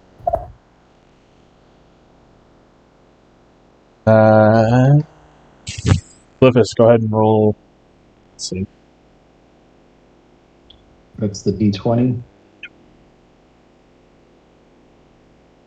Do I add anything to that? All right, 1. Oh, that's 2 failures. Oh no. Y'all need to hurry and kill this guy. We need to hurry. Flifus could die right now. It's going to be the end. Right now. Freya. Come on, Eric. It's all you. I am bleeding out at the foot of this on-fire crud monster. Hey, Freya, any chance that you know medicine? Do you have the medicine skill? Yes. I do. Oh, if you go over to what's his face, the Flifus, and make a roll, you might be able to stabilize him so he doesn't die. You're unconscious. You're unconscious. They already forgot about you. You have to go over to what's his face over there. Difficult name in the world. He did. I'm still having trouble understanding if it's Flifus or if it's Flifus. I think it's F. But okay, wait. Yes, if I can do that, that's what I'll do. Yeah, you can make it over to him. Okay. All right, so go ahead and roll a medicine check. So roll a d20 and add your medicine. If you're proficient, add proficiency bonus. So 6 plus 4. So 10. Is that 10? So that didn't do much. 10. I think that's the DC for it too. Yeah. So you're able to, I believe you stabilize him with 1 hit point. Oh, Nice. So yeah, you're able to get over there, Freya. You run to his side knowing what he did for you, and the same thing is you are able to look at his wounds and know exactly what you need from your kit to be able to suture whatever has been done to him. He's able to stabilize himself and start catching his breath again. Eric. no more arrows. I'm not wasting no more arrows. I'm going double dagger. He's getting to the point where he's going to put his short sword on there and hope for the best. Oh yeah, I mean at this point, I'm to go going to throw ham. rocks. All right, both my daggers. All right. 12. That does not hit. I'm not shooting arrows. What is it? Did you roll twice since you got 2 daggers? Oh, yeah, I guess that's right. Yeah, your first one didn't hit. Your second. But I don't add my attack bonus on my second one, right? No, you do. You do add the attack bonus. You just don't add the extra damage. Oh, okay. So it's 16 plus 4, so this one's actually going to be 20. Okay, so you hit on that one, so just roll just the damage dice, no bonus. 4. 4? Alright, so you do... I sprint up and I just stab him in the leg. Yeah, so he crumples down to 1 knee, because his 1 knee is buckled, this other one's bleeding out from you and Bargo just stabbing away at him. He takes out a javelin and just hurls it at you. And it does end up...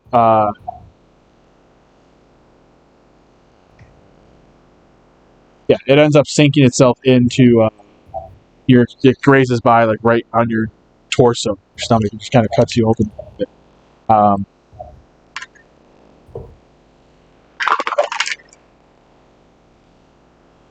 He hits you for 8 damage.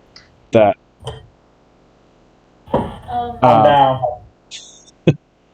But as he throws this is when he finally collapses forward. No more screams, no more death. He's just burning.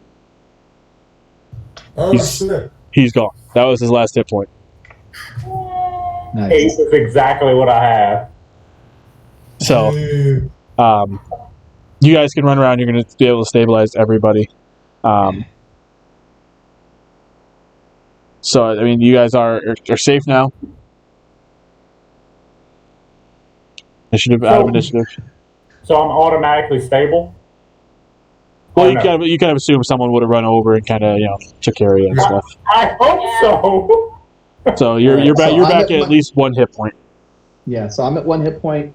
Eric's at 1 hit point. Freya's at 2. And Bargo I'm at didn't 8. take any damage. Oh, no damage. He's back there kind of singing to himself, okay? I'm tired. So it does get, after you kill this thing, all that's left is the burning body of Clark. It does get quieter than it's been since you've been in the cave. You guys kind of feel a sense of peace a little bit as you sit here. Everything's kind of gone for now. So you kind of hunker down near the provisions, you block yourselves off, and settle up for the night, which is where we will end our first session of the Lost Miner thing. Wait, can we check Clark's body? Can I Do go it. You want to look at Clark's body? I'm gonna pilfer through his body and look and see what he's got. Maybe I can get a better morning star. Yeah. Does anybody want to do that? It's not going to be a better one. Sorry, I'll tell you that. I mean, yeah, sure. Okay. So what you guys are able to do is, looking through, you guys look through the stuff already and looking through Clark's body.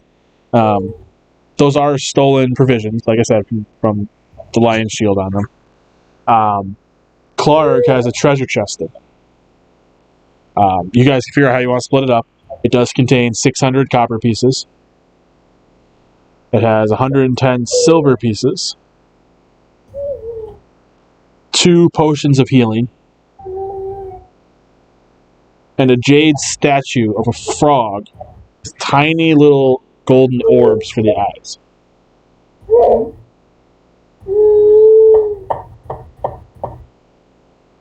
With that, you'll hunker down for the night. We will end our first session. So thank you everybody for watching. We will be back. We will be finishing this adventure with this party, so make sure you keep tuned for session 2. on the Unnamed Production Company YouTube channel. Keep your eye out. We've got a lot of games coming. Rory, or Red King GM, for us, is going to be running a Mecha Hack game very soon that we'll be putting up. So we will have a lot of content coming up. Make sure you go like it, subscribe it, hit the notification bell so you guys can get everything going. Thank you guys for playing. Thank you for making it enjoyable. I am looking forward to the next session. Us too. Thank you. Thank you.